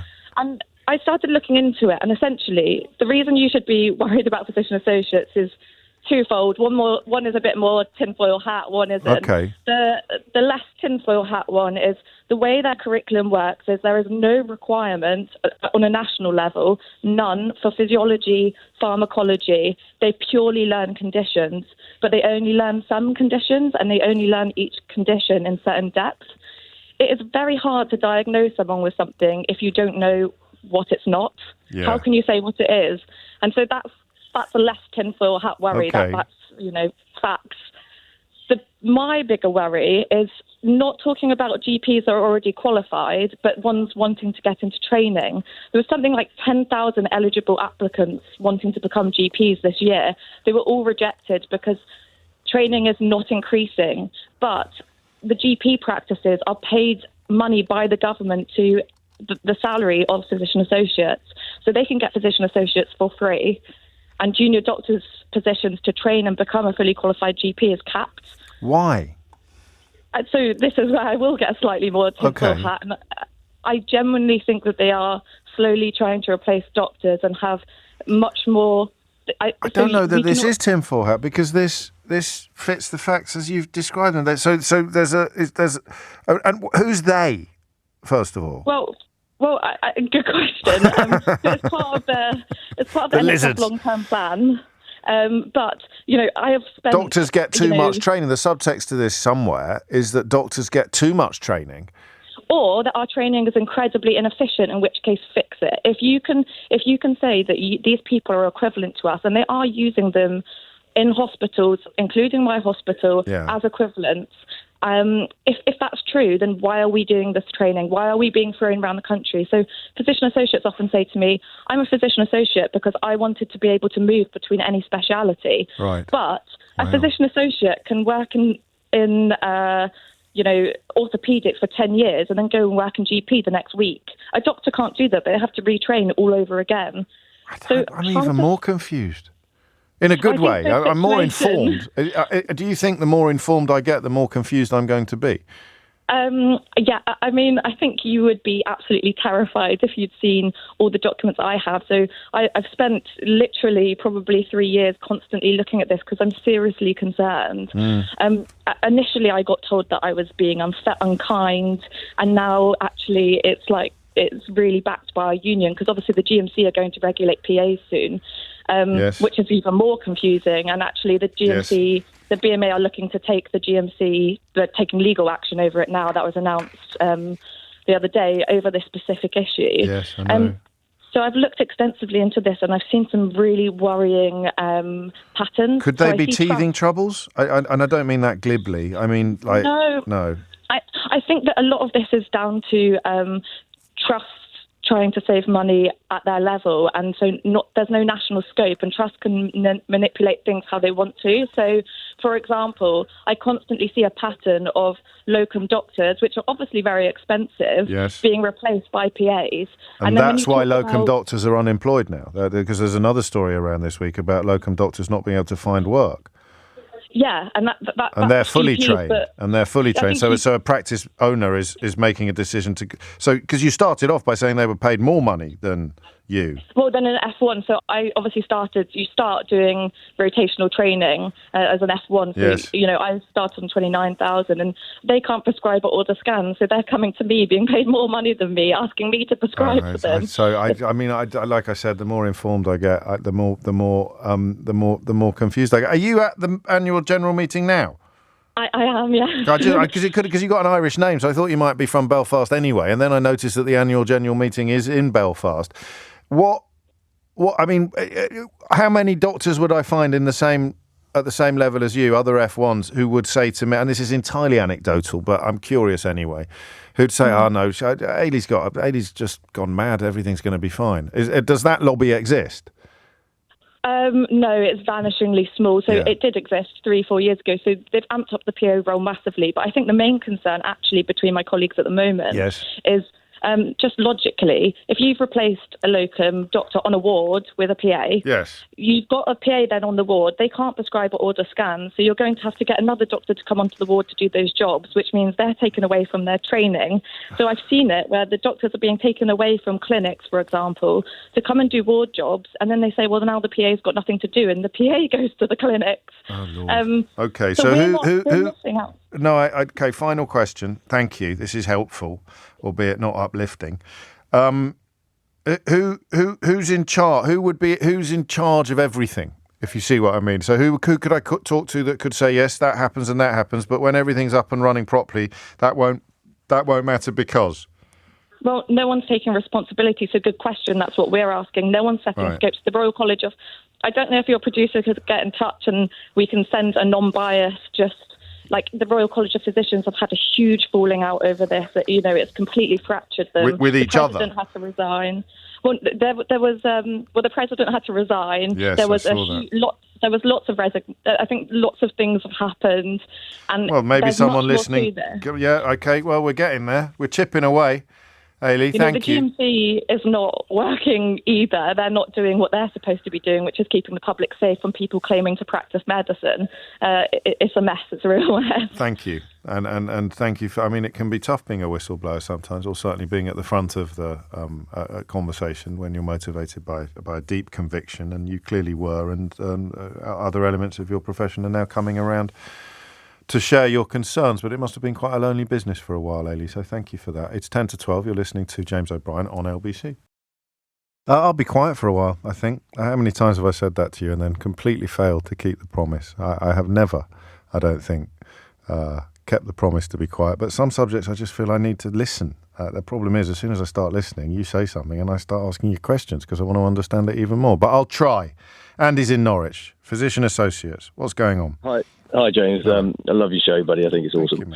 Thank you, so I've had about 18 years in medicine now, or for various aspects of healthcare. I started off as a paramedic, and then I had about 5 years in general practice, and now I work as really what's called an urgent care practitioner, or I always introduce myself a paramedic practitioner in urgent treatment centres or EDs, A&Es.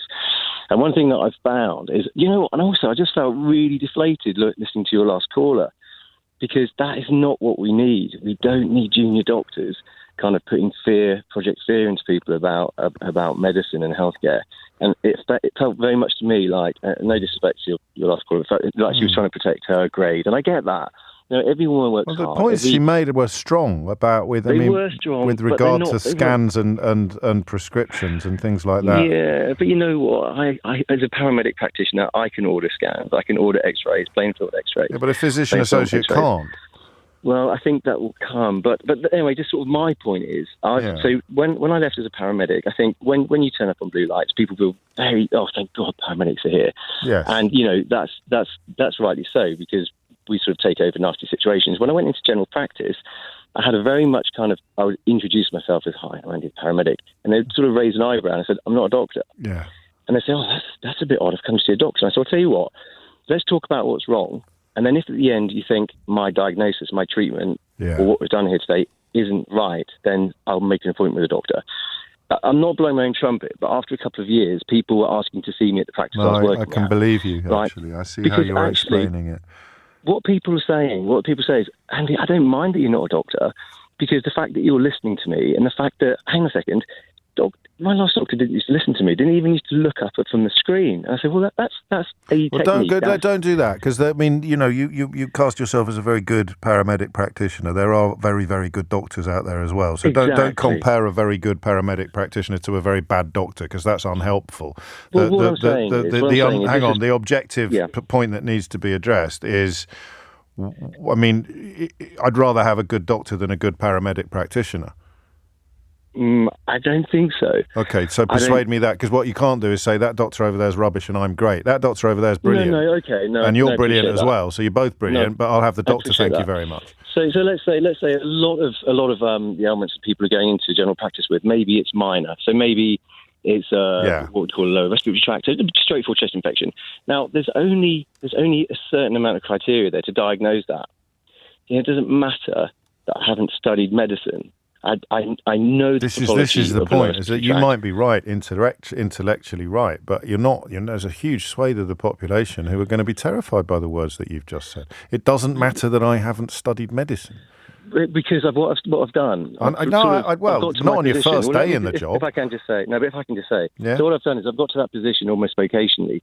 So 7 years as a paramedic, I've seen a lot of medical emergencies. I've seen also a lot of non-medical emergencies. Yes. And then as I stepped into general practice, I had my hand held very much by a good mentoring team that stepped me up into that point where for weeks and weeks and weeks, they would question me and say, we've employed you, but you've got to earn this right to sit in front of somebody to diagnose them and treat them. And I did. So once my my doctor, my GP mentor had confidence in me and I proved that, then I was allowed to treat people. It wasn't just a step from the street. Well, again, that's lucky. I mean, that's good, but other experiences in precisely the same space may be different. Why would that GP practice not just hire a GP? Because, like your last caller said, there's the money just, the surgeries don't have the money that you're they cheaper. Had. So we're much cheaper. Yeah. And less qualified. And less qualified. And that's why people get scared. But no less safe. Well, what other job would you say that in? Airline pilots? Let's just get someone who's less qualified and cheaper, and we'll all feel fine on the plane. What other job would you take that paradigm to and apply it in the same way? Well, I think that just keep it to medicine. No, I don't want to. I want to take it to another area of expertise. Well, we're in front of people and patients because the senior partners of a practice have deemed us safe. Yeah. Not just because we've walked in with a cheap. grade. Well, it's more cost effective, but also if we're relating to patients and they feel confident in us and they're happy to come back and see us and they know they're getting good treatment. No, that's proof of the pudding. I can't argue with that. That's absolute proof of the pudding. But I think that is the proof of the pudding, isn't it? Yes, it is, except for the people who are turning up at a surgery scared and being told that they're going to see someone who is less qualified than they were expecting to see, and the main rationale for it is that they are cheaper, and that's the problem. You make a strong case, Andy, and I'm grateful to you for doing so, but it doesn't address the sort of emotional discombobulation coupled with the perfectly logical reaction to being told that this person is less qualified than the person you were expecting to see, and the reason why you're seeing them is cost. I'm afraid I do like the analogy of the airline. I'm sure there are plenty of people who are not senior pilots who think they could do a bang-up job of flying a 747 to Alicante and back. But which one would you prefer in the chair? More on this, I think, because perhaps I'm being unfair. It is 3 minutes after 12, and I listen, this is one of those issues where I am flying a little bit blind, to continue the pilot analogy from the last hour, and the testimony we've received from both camps I have found persuasive. Just because somebody is cheaper and less qualified than somebody else does not mean that they are less suited to this specific task before us. Therefore, this diagnosis, this treatment could easily be provided by a physician associate or a paramedic practitioner. But the public confidence in the NHS will be diminished by the fear that you're sort of being palmed off on the cheaper option. And that is part of this debate, which I now have a full grasp of. What I don't have a full grasp of, and possibly won't have at the end of this, but we'll carry on trying for at least a little longer, is whether or not there is a sort of objective metric we can put in place to establish whether or not that line between Yeah, they're perfectly capable. You're not in any way, shape or form, better off seeing a doctor than a PA or in this specific scenario. Anaesthetism may be slightly different, or rather anaesthetics may be slightly different. But in this specific scenario, there is no way you'd be better off seeing a GP than seeing a physician associate. So let's all crack on.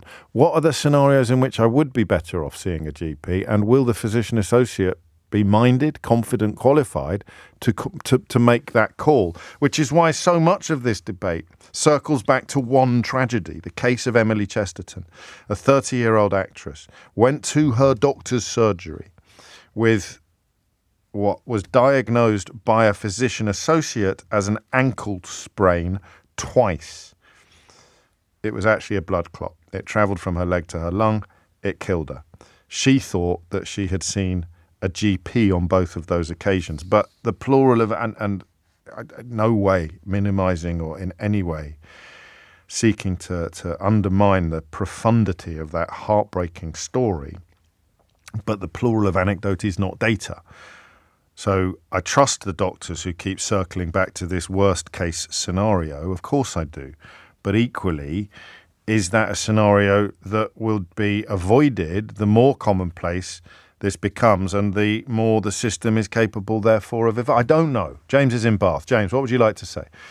Hi, James. Hello, James. Just to address your first question about what would be appropriate for a non-physician to encompass the entire group, commonly referred to as MAPs, or medical associate professionals. Yes. That's the thing that's really very challenging, because Yes. at the moment there's no defined scope of practice for physician associates. Right. They are bringing it into force, but currently, for the last 20 years that this profession has existed, there's been no nationally agreed framework under which these practitioners should be working. Now, as you say, clearly there are some things which may be appropriate for a Yes. non-physician to see. But in a general practice or an A&E department, that is an undifferentiated patient group. You don't know if that leg pain is a DVT or an ankle sprain, if that nausea and vomiting is a tummy bug, or maybe there's a tear in a major blood vessel and they are imminently about to collapse. We just do not know. Within anaesthesia, it's a little bit more predictable, because the vast majority of patients, well, all patients will go through a preoperative assessment. Yeah. And if they are felt to be at low risk, no further intervention required, you go straight to your appointment. If there are further investigations needed, they are performed and can be reviewed. And there is an escalation process from a nurse based in the pre-op assessment department all the way up to the anaesthetic consultant with their years of experience and training. And as such, you can be relatively confident that those patients that may end up under the care of an AA would be relatively low risk. Okay. It's also a very different model with AAs, where they would work very directly under the supervision of an anaesthetic consultant. So the majority of places would do 2-to-1 supervision. So a consultant would be dancing between two theatres, and there would be rules, essentially guidelines in place to say that they must be present for high-risk periods, which would be going to sleep, to use the layman's terms, Yes. waking up, and specific periods during the operation which might be considered higher risk and would be easily identifiable by the entire theatre team. And as such, then the anaesthetic consultant's in the room. And the comparison to a pilot is really valid, especially for anaesthesia, because I'm sure any pilots listening wouldn't necessarily disagree that takeoff, landing, and, say, turbulence would be high-risk periods where they'll be switched on in the cockpit doing what they need to do. But maybe if there's a period of calm, they flick the autopilot on, have a little cup of coffee, and that's okay. Or hand over to someone who's training. Exactly. Yeah. The great second point. in command, the flight officer, might well sit there, make sure the numbers look pretty, and if they don't look pretty, they give the boss a shout, and he's in the room in 30 seconds. And that's a model that's very effective across Europe, America. They all use non-physician anaesthetists successfully and largely. And you're a safely, consultant anaesthetist, are you? I'm a registrar. What's that? One step down. So I've done 15 years of training, and I have a minimum of 4 to 5 left before I'm a consultant. Okay, and you're Including medical school. speaking up in favour of considerably less qualified people taking up some of the work that you would traditionally be required to do. There is a role. We know Okay, that's lots good. of That's evidence across positive. the world, But the distinction between anaesthetics and physician is crucial in your analysis. Is crucial, but also it's the way in which it's being introduced. So at the minute there are less than 200 anaesthetic associates in the UK. they are largely from a background in theatre previously. So they will work as the anaesthetic ODP, so they'll be the right-hand person to the anaesthetist, or they'll work within theatre. So they are fluent in the language of theatre. They know how things work. But what we're seeing with physician associates is not only are they jumping straight from a 2-year course, which may not have any preceding medical training, straight into working essentially at what would be called SHO levels. So that would be a doctor, a minimum of 2 years postgraduate training, but they are then progressing to levels of really high responsibility. So there are examples where a PA has been the consultant on for stroke, making decisions about thrombolysis. They have been on for emergency GI bleeding, so doing the endoscopy. And this isn't good. This is awful because just like a pilot, most of the time, No, I know, I understand, but your bedside manner's so good that you still sound calm when I'm trying to work out whether or not I should be getting concerned, and I'm just double checking that I should be getting concerned because what you just said sounds bad. You should. So currently there are 3,000 PAs in the UK at the minute, none of which are working under a scope of practice, and none of which are regulated in a mandatory way. There is a voluntary register only, although the GMC are about to change that. In December. The more significant issue that I have is that those 3,000 PAs currently, the NHS workforce plan suggests we're going to be recruiting 1,500 a year. So that number is going to exponentially increase. You will see more and more PAs replacing doctors on rotas and a dilution of the knowledge and quality of the workforce. And that is a fear. That is a fear of a sort of dilution is the word I'm looking for of the whole thing. What about on your side of the fence? What about? If I've understood you correctly, then your profession is moving towards a kind of officer class where there will be a reduced number of registrars and consultants and a massively increased number of foot soldiers. It's a significant concern, not only because of the potential... Is that an accurate reading of your fears? So at the same time as the NHS workforce plan says we should recruit 3,000 PAs, we have competition ratios of 3, 4, 5 to 1 for training places in anaesthesia, meaning people spend years and years and years trying to get into a training programme and not infrequently give up and do something else that isn't anaesthesia, whether that's in medicine or not. There's certainly good evidence that plenty of people are leaving the country or leaving the profession. So there is a concern, and not only a risk to patient safety from poor quality care, but you will end up with anaesthetic consultants either supervising multiple people of varying quality and knowledge, but also meaning that they don't get to decompress from the high-risk, high-stress cases. That's all they're doing. So it would be a bit like me doing an immigration phone-in for 3 hours a day every day. Exactly. Well, I think you might enjoy that, James. So maybe. Well, all right. Bad example then. One of those phone-ins where I really have to be on absolutely peak, paying attention to everything for every nanosecond, and I come off air absolutely shattered. Come on for an interview. That's what you're doing every single day. That's exactly it. Where you can't afford to make the slightest slip. Wow. Thank you. Can I ask you a silly question? You may. How many GPs are there in a place like Bath? In Bath? Yeah. Oh, I couldn't say. So I just wondered because I know one. I thought you might know him. Oh, no. unless I've been to visit about my gammy toenail. I don't know. It's pathetic. I do apologise. 12:13 is the time. You're listening to James O'Brien on LBC. He was good, wasn't he? You'd feel safe if you went in and he was putting you under. Georgina's in Torquay. Georgina, what would you like to say? Oh, hi. Hello. I love your programme. That's very kind. I've not rung before. Thank but you. I have to ring just because I've got a little bit of experience in what you're talking about. Marvellous. My husband has just retired as a GP, just had a heart attack just before his retirement, I'm but he's sorry. okay. Oh, good. I've got one of my sons who is an orthopaedic surgeon in Sheffield. Okay. He's nearly consultant. And my youngest daughter opted to be a physician's associate. Oh, how interesting. I just thought, and I'm medical myself, yes. and I just thought it would be you quite might be. nice to put a slightly different perspective on it. She went off, you're not allowed to be a physician's associate unless you've got a high first or a 2-1 in a science degree. So you've done a certain amount. She's done biology in Southampton, went to St George's in London to do the 2-year course. Right. And the two of them, this is my husband and my son, were very for her doing it. And her aim was, because she never wanted to be a doctor, because my husband's a workaholic, and she didn't want to live that life. Okay. But she did want to work, and she thought about midwifery, who was having its own issues. Yes. So she wanted to do something that was being a sort of a cog within the system that would help. And we knew, and I know from the hospital, when you have junior doctors, they do rotations. So you'll get a doctor coming in, say in the August for 6 months or so, then they move, a new one comes. Sometimes within the hospital, if you have something like a physician's associate, they can be within that ward and sort of keep some sort of stability as well. Her aim has never, ever been to replace a doctor. But she will replace a doctor in some context. That's exactly what she'll do. They're helping. They are helping to assist within it. Now, she's not working in the hospital. She's qualified, and she works in Clapham in a GP practice, who have been utterly amazing. She gets tremendous support from her GPs there as well. So it's always said when a patient comes in, she introduces herself to who she is, what her job is. No one knows. It even says on her door what she is, and she makes it very clear.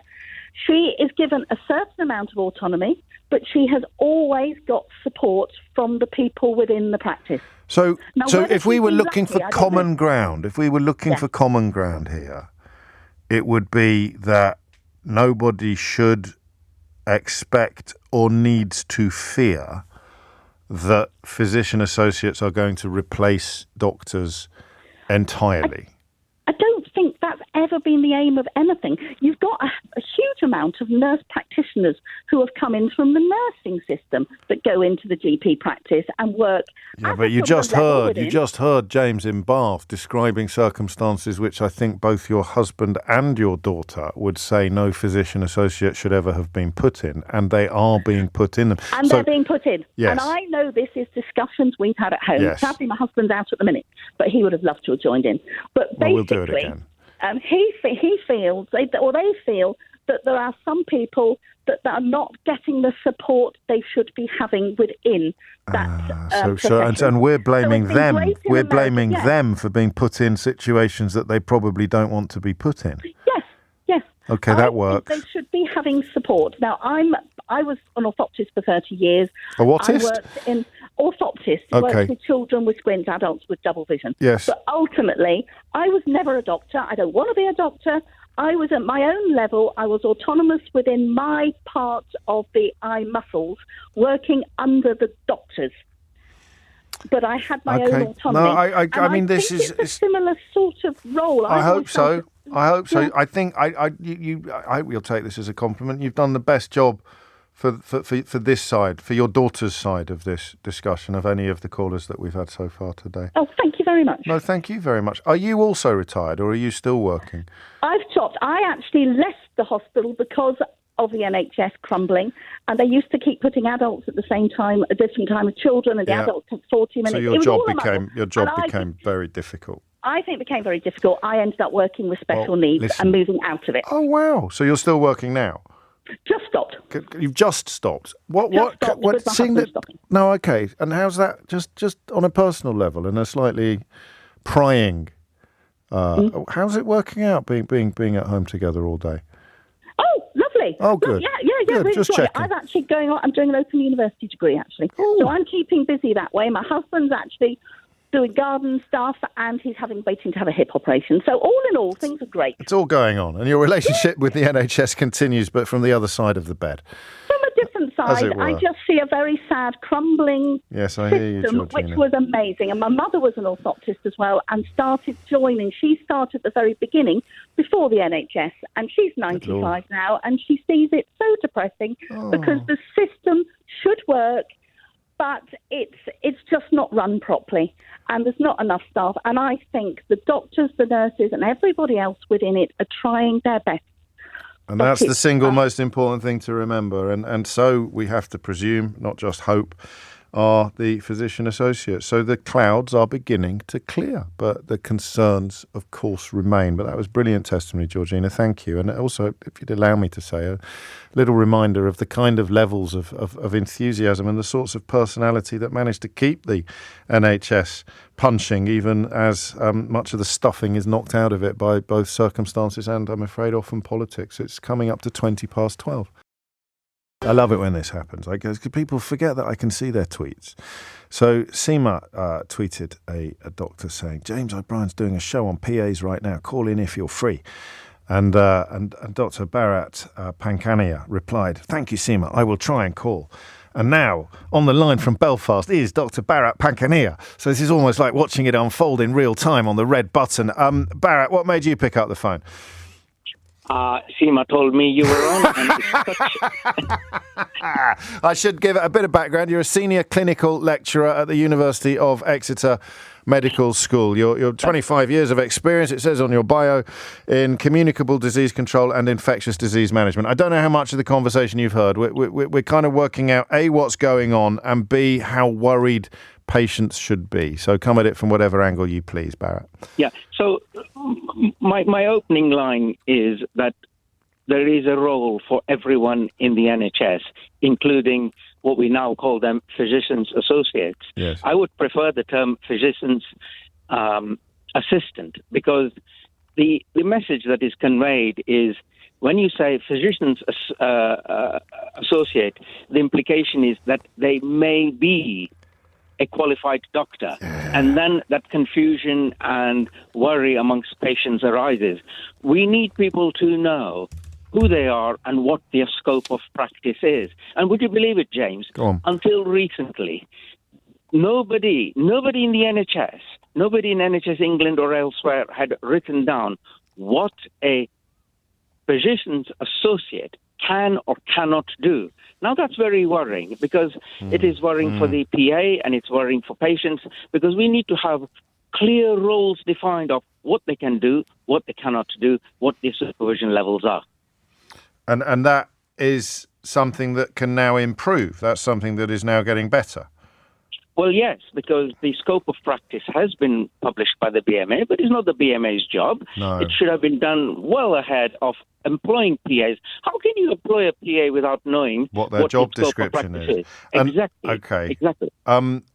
So on paper, lessen the burden on doctors by helping to manage patients and reduce the demands on their time is far too vague a job description.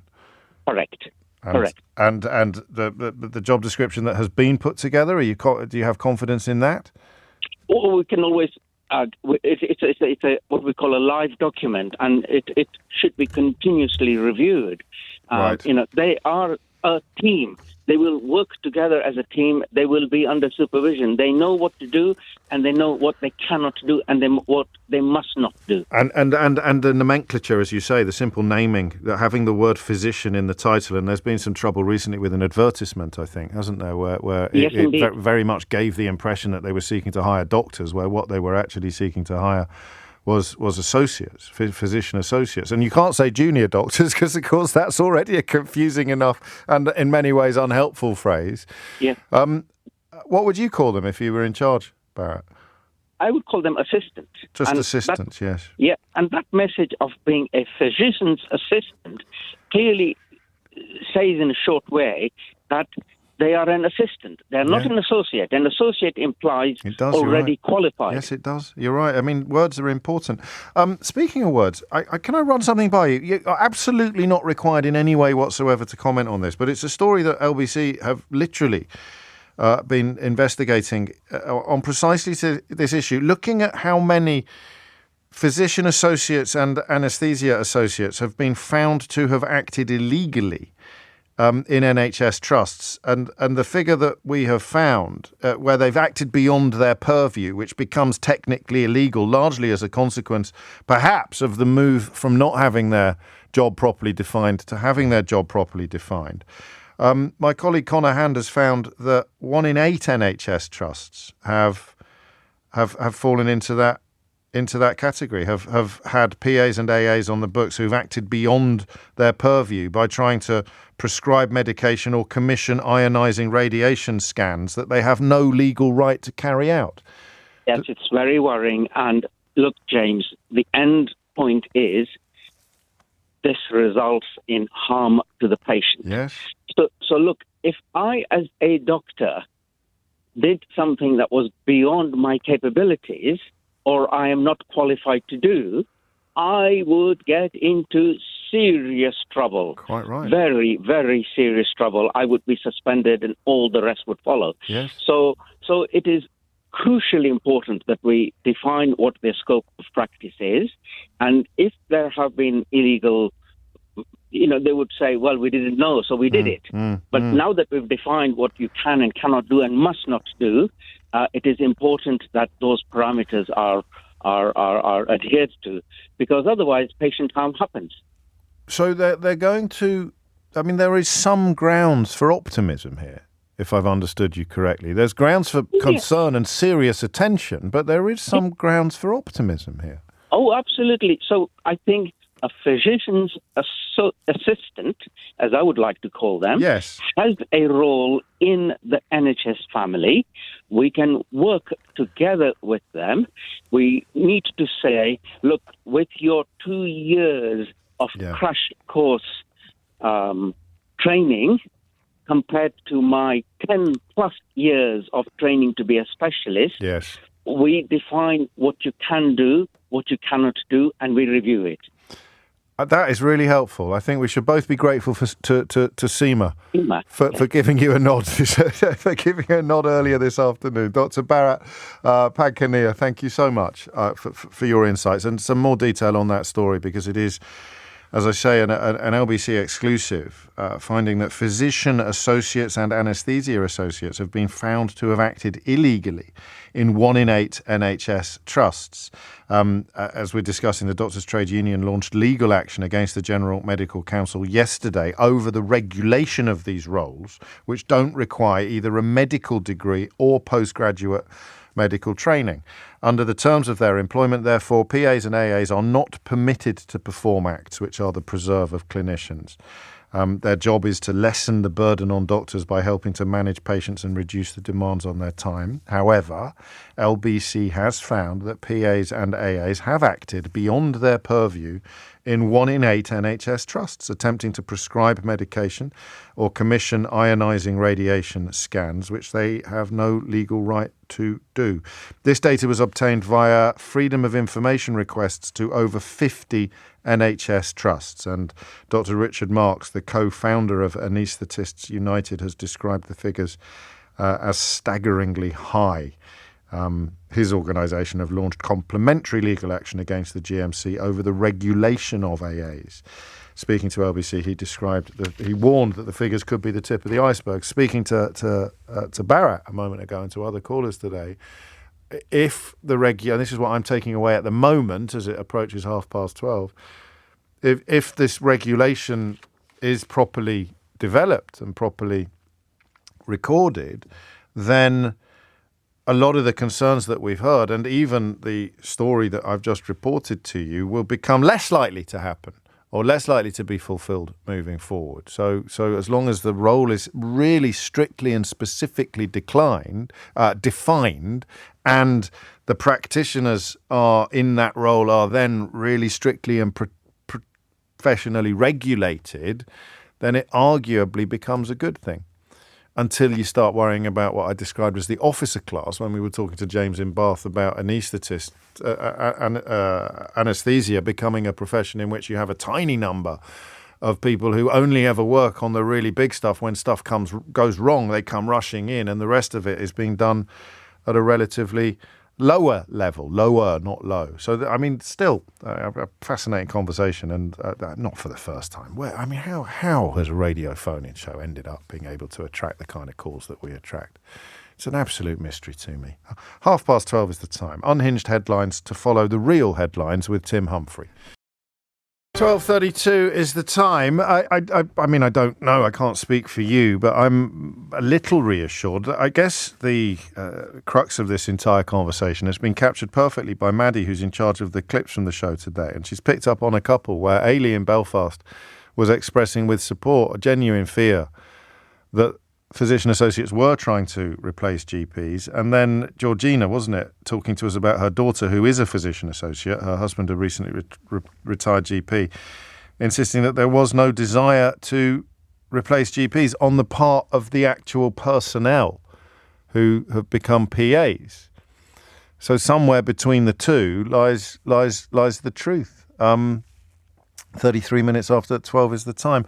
I was sort of reminded yesterday, I should give some credit. I have done. I've credited him on many occasions, but the inspiration in many ways for the Unhinged Headlines feature is a chap called Roland Smith, who you can follow on Twitter. Roland, no W, tweets as Roland MCS. But he has made something of a study, exclusively, I think, of the Daily Telegraph headlines. And obviously we occasionally, maybe he includes Spectator, we occasionally bring in headlines from elsewhere. But he has made something of a study of the comment pages of the Daily Telegraph, from which we have derived so much joy over the last few years. And he kind of used Twitter last night to establish a form of archive of what he's done. And I thought it might be a nice morning or afternoon even to actually look at a few that we may have missed in recent months. So I guess you could call this, and we'll be back on the physician associate conversation shortly, with Sam and with Jane and with others. But I'm going to take a couple of minutes to have a bit of an Unhinged Headline special, although obviously we haven't got a sting that includes the word special, so I'll do that myself. Unhinged Headline Special! Did that work all right? Yeah, that was all right, I think. Okay, so here's a few. And these writers are now by words, never mind by lines, for Unhinged Headlines. Sherelle Jacob, writing in the Telegraph today, I think. Britain is about to be pushed over the edge. What? John Redwood. Oh, God. John Redwood's back. Labour and the EU are a match made in hell. But we left you made us leave the EU, John. How can you still be angry with them when you made us leave them? Here is one. This is absolutely extraordinary, from someone called Tim Stanley, who you may be familiar with. Keir Starmer is about to suck the last remaining joy out of Britain. One of these headlines is not true, all right? One of them didn't. Can you guess which one actually didn't appear in the Daily Telegraph? I'll start again. Britain is about to be pushed over the edge, from Sherelle Jacobs.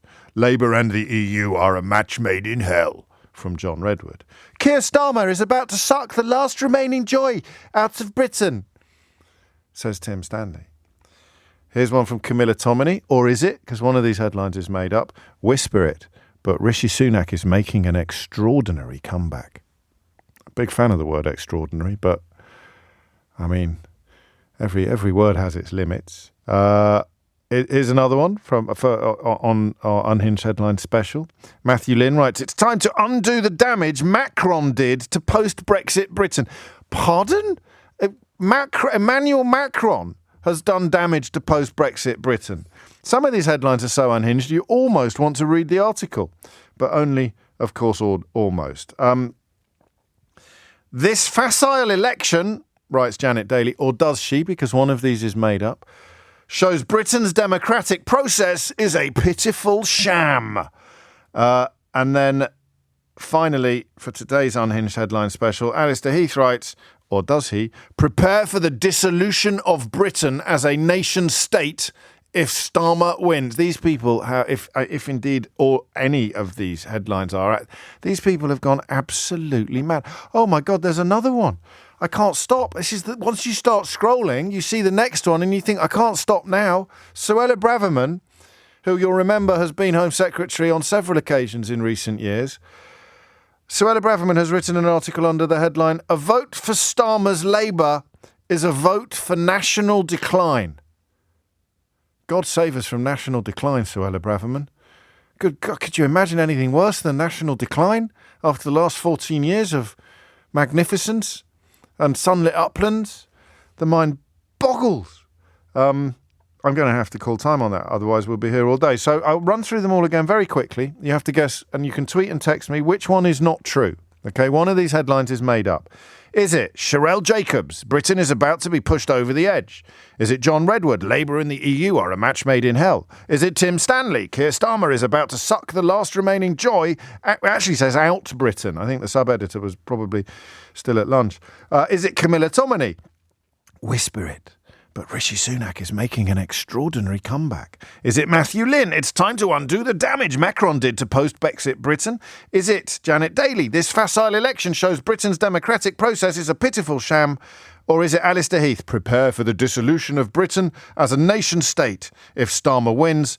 Or finally, is the made-up headline from the Daily Telegraph, Suella Braverman, a vote for Starmer's Labour is a vote for national decline. I shall tell you shortly which one of those is a made-up Unhinged headline, but that concludes today's Unhinged headline special. I think they won't tell. No one will be able to tell that was just me sticking a special on the end, will they? Back to the altogether more important business of physician associates. Sam is in Barnet. Sam, what made you pick up the phone? Hi, James. Thanks so much for bringing this subject to the forefront. Oh, you're welcome. So I'm a junior doctor. I'm a second-year doctor, so what you call an F2. And I would set the background by saying that there's good and bad in every part of the medical profession. So there'll be really good PAs and there'll be bad PAs, much like there's really good doctors, and I'm sure we've all seen doctors who we think are not so good. And you know, undoubtedly there will be a role for everyone, like Dr. Pankania said. But I think something which you've mentioned, but I think it's actually a national scandal. Yeah, is that and what I believe is an intended consequence of the rollout of PAs and the massive upscale of them is actually that lots of doctors, junior doctors, are out of work, and a lot of doctors in my position. So I'll give you a little bit of background. Of course, every doctor that graduates from a UK medical school is guaranteed what's called a foundation training place. So you're guaranteed your first 2 foundation years.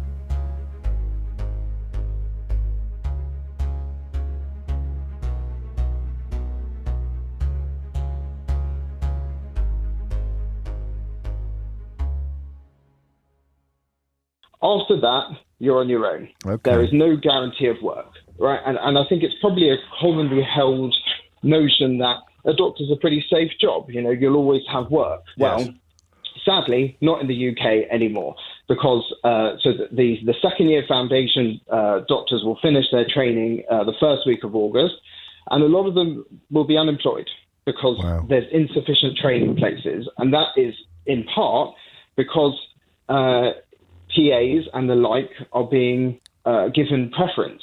And it makes financial sense. If you think about it, a junior doctor by nature is a rotational doctor. They change departments between every 4 or 6 months or sometimes a year. So you're not getting longevity out of them. You invest into them. They learn your ways of working. They learn your systems, and then they're gone. Right. Whereas if you get a PA or you get an advanced nurse practitioner, it might be a job for life for them. Wow. Right? And the longer they stay there, much like any job, you know, if you've worked in anything, the more you stay there, the more you learn about it, and the more expert you become. So you're providing positives and negatives while describing the same thing. Yeah, I see it from a financial point of view. I've spent a lot of time thinking about why is it that they're doing this. Yes. And I know you discussed it with the doctor from Belfast before, and it sort of makes sense, right?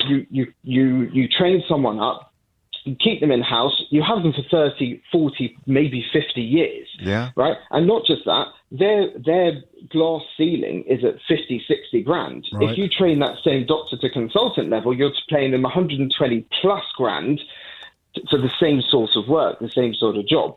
So from a financial perspective, I see it makes sense. However, again, trying to follow this through to its logical conclusion, what you're going to end up with is, say, one or two consultants in a department who are sort of supervising a load of lesser qualified people that perhaps have some, a lot of experience, but you're diluting down. So this is what I've described previously as the creation of a sort of officer class.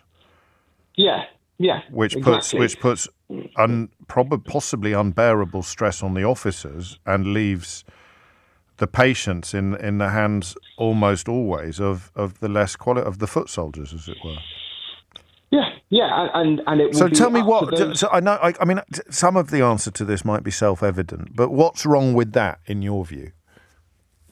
Well, when it comes to the highly specialised things, or when it comes to making those decisions, who's taking those decisions and who's taking responsibility, who's ultimately culpable? Because I'll tell you something for a fact. When I reach consultancy, if they say to me, I want you to just supervise these 30, 40 PAs and take responsibility for all their decisions, be like, jog on. Absolutely no way. And if I could just mention two things that I think you'll be flabbergasted by. I've seen, and again, I don't have hard evidence, but I've seen anecdotal evidence of second-year foundation doctors who are, and I'll use sort of like air quotes, deliberately failing their second year so that they can extend their contracts just so they have some work. Right. Because if you fail, you have to sort of do Have we got extra time. numbers on? Have we got numbers on the GP qualified doctors who can't find work? Do we have an overall? Is anyone keeping track of it?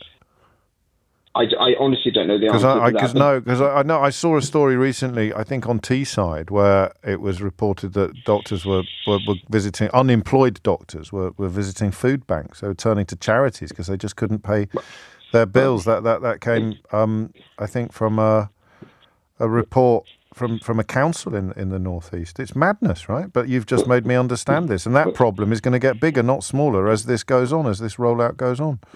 Well, I've also seen, again, anecdotal evidence of doctors applying for PA jobs. Because they have job security and being told they're overqualified. Being told they're overqualified. Because they'll want to leave and move on to a doctor's job at some point in the... Oh, Lord. I mean, this is an... Is there a... If I'd said to you, and I asked Ailey this as well, Is there someone we can point to as being the mastermind behind all this? I was just going to get to that. I would love to say it's sort of the Conservative plan, but I think that'd be giving them too much credit. Yeah. I don't think they're that intelligent, and I don't think they think that far ahead. I honestly don't know where it's come from.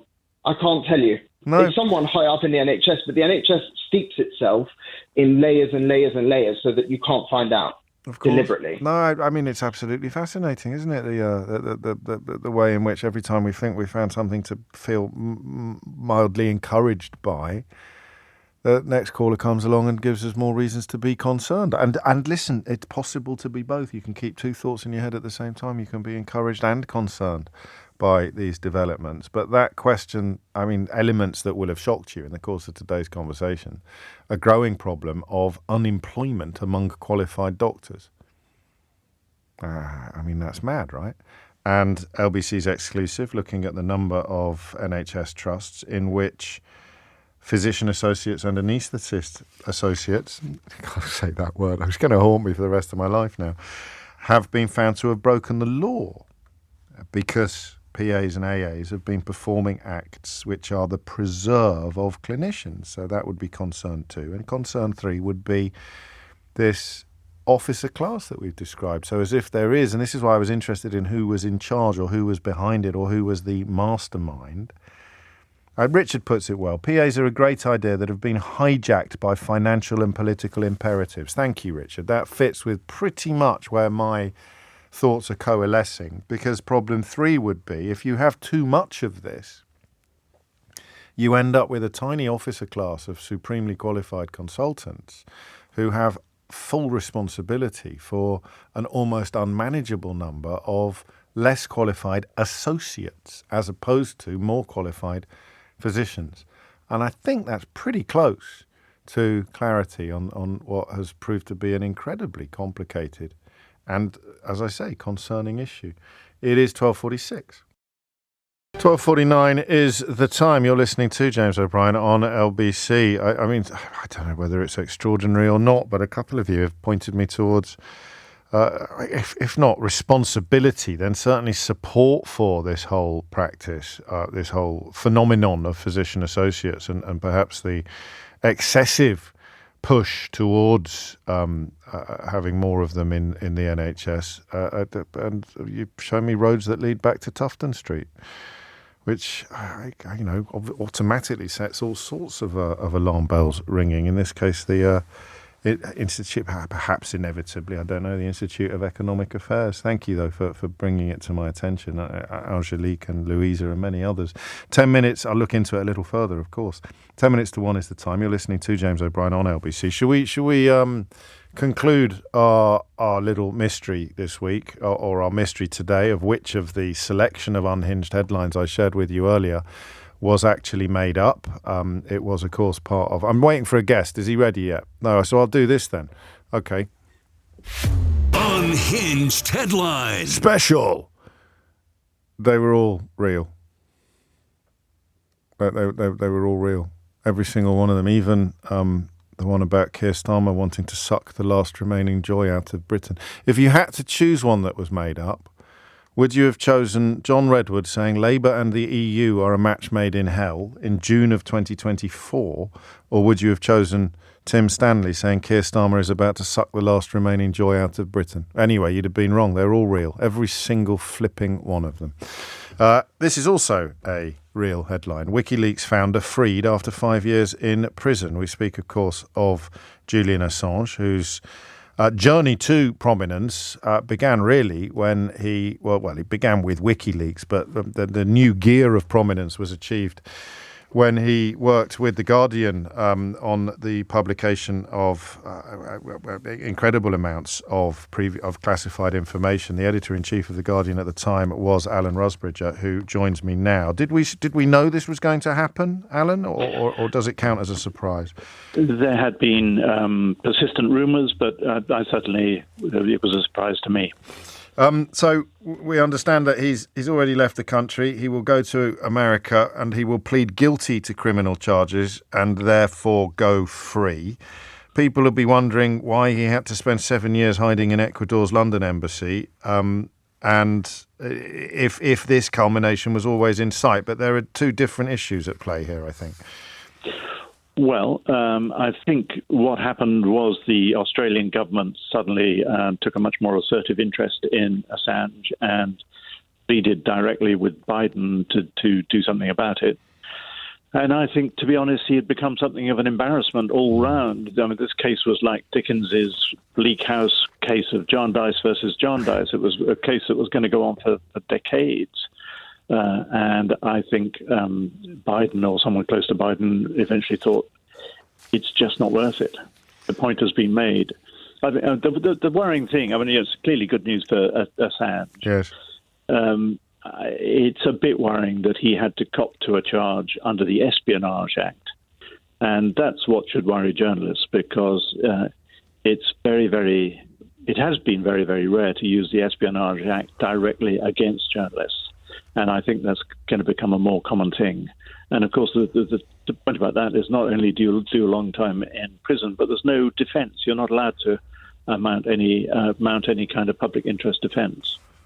As in the public interest in the information that you have received and published. Of course, the government's trying to do this with all kind of protesters now to say you have no excuse. You can't tell the jury why you did it. And that is the case now with the Official Secrets Act in the UK and in the US. No, that is a troubling precedent. I mean, speaking of Jarndyce versus Jarndyce, in which so famously no one could really remember what the original grievance was, how does Assange's legacy look? I mean, has it become not just complicated, but almost obscured by the subsequent legal battles and the falling out with former colleagues and friends and the accusations of criminality in a very different field from espionage or anything else? I'm sure it may have done a bit. Yeah. I mean, at the time that he was working with five newspapers he was working with, including The Guardian, yes. And the stories we were producing were widely acclaimed to be some of the most important stories, of the century to date. Yes. They were about, very vital things like torture and rendition and the behavior of, the American troops. in Afghanistan and Iraq. Subsequently, he got involved with leaking a lot of stuff about Hillary Clinton in 2016. He wasn't charged with that, but I think people who had been warmly inclined to him before that began to have their doubts. What do you think happened to him? As someone who knew him, did his head get turned by all the attention, or would that be an unfair analysis? He just perhaps working to a slightly different agenda from the one many people originally assumed? Well, when I first came across him, he was in Kenya, and he was leaking, medium-grade stuff about the Kenyan government. I mean, the stuff he was handling later was like kryptonite, and he had the biggest, most scary intelligence services and governments on his tail, and they were determined to get him and to make an example of him. And I think that would have tested anybody. Okay. And he was, I think, put under enormous pressure of the sort that most of us can't imagine. Did we ever find out why Nigel Farage went to visit him at the Ecuadorian embassy? I don't think we ever did, no. If you find out, please tell me. I shall let you know. I don't know whether you'll appreciate this, Alan. I think it's more of a dig at me than praise for you, but Phil's been in touch to say, very pleased to hear your guest pronounce Assange properly. I'm pleased if I did. Well, I obviously didn't. Alan Rusbridger, thank you. Comments there on the news that the WikiLeaks founder Julian Assange has left the UK after reaching a deal with US authorities that will see him plead guilty to criminal charges and go free. But as Alan reminded us, or explained to us, the concern with the espionage charge in particular is that it undermines the future of journalism and protest. If you put them under categories like treason or espionage, you begin to take away, or you even begin and end the taking away of rights that will probably not be shouted from the rooftops by the kind of people who are normally bleating about the supposed erosion of rights. Should we squeeze in one more call on physician GPs? Physician associates. Jane's in Bristol to close the conversation. Jane, what's it going to be? Hello, thank you for taking my call. You're most welcome. It's something that nobody's mentioned yet. My daughter's a salaried GP and has been for 10 years, and she's very concerned about this. And what she told me is the main reason is they don't know what they don't know. They will follow pathways, whereas doctors will go off the pathway and find the more. It has been touched on, but you've put it better. They don't know what they don't know. No. It's not a criticism. It's just I mean, Ailey will be cross if I don't mention that she did draw our attention to this. And what's brilliant about this, or not brilliant, what's helpful about this observation is that idea of the qualifications will be the reason why GPs sometimes spot something extraordinary. Yes, absolutely. And my daughter has done that on numerous occasions. But the annoying thing is, she's a salaried GP, and their salary is not much less than hers. No. So, I mean, hers will rise. An earlier caller explained to us the role that the... not as a GP, because she's not going to become a consultant in a hospital. But she doesn't want to become a practice owner or anything like that either. No, because she's got young children. And no, fair enough. So there is a ceiling. She hits the ceiling. Evening. Yeah. So why do all of the training that she's done for a salary that's only going to end up marginally higher than someone who's done a fraction of the training? Yes. And also if she's just got GP practitioners at the moment. Nurse practitioners at the moment. If they have PAs, she would have to supervise them. And if they do something wrong that she's supervising, she could lose her job. The buck gets passed up. Well, I'm glad she'll be proud that you've. I hope she's proud and grateful that you've brought this. Well, I'm very proud of her. So you should be. Thank you, Jane. I'm very proud of both of you. Thank you. Thank you. It's coming up to 1:00. You're listening to James O'Brien on LBC. This is going to be a bit of a doozy, this topic, you can tell. If you missed any of today's show, you can listen back on Catch Up on Global Player, the official LBC app, where you can also pause and rewind live radio. Download it now for free from your app store or head to global globalplayer.com. Coming up at 4 on LBC, it's Tom Swarbrick. But now it's time for Sheila Fogarty. But now it's time for Sheila Fogarty. But now it's time for Sheila Fogarty. But now it's time for Sheila Fogarty. But now it's time for Sheila Fogarty. But now it's time for Sheila Fogarty. But now it's time for Sheila Fogarty. But now it's time for Sheila Fogarty. But now it's time for Sheila Fogarty. But now it's time for Sheila Fogarty. But now it's time for Sheila Fogarty. But now it's time for Sheila Fogarty. But now it's time for Sheila Fogarty. But now it's time for Sheila Fogarty. But now it's time for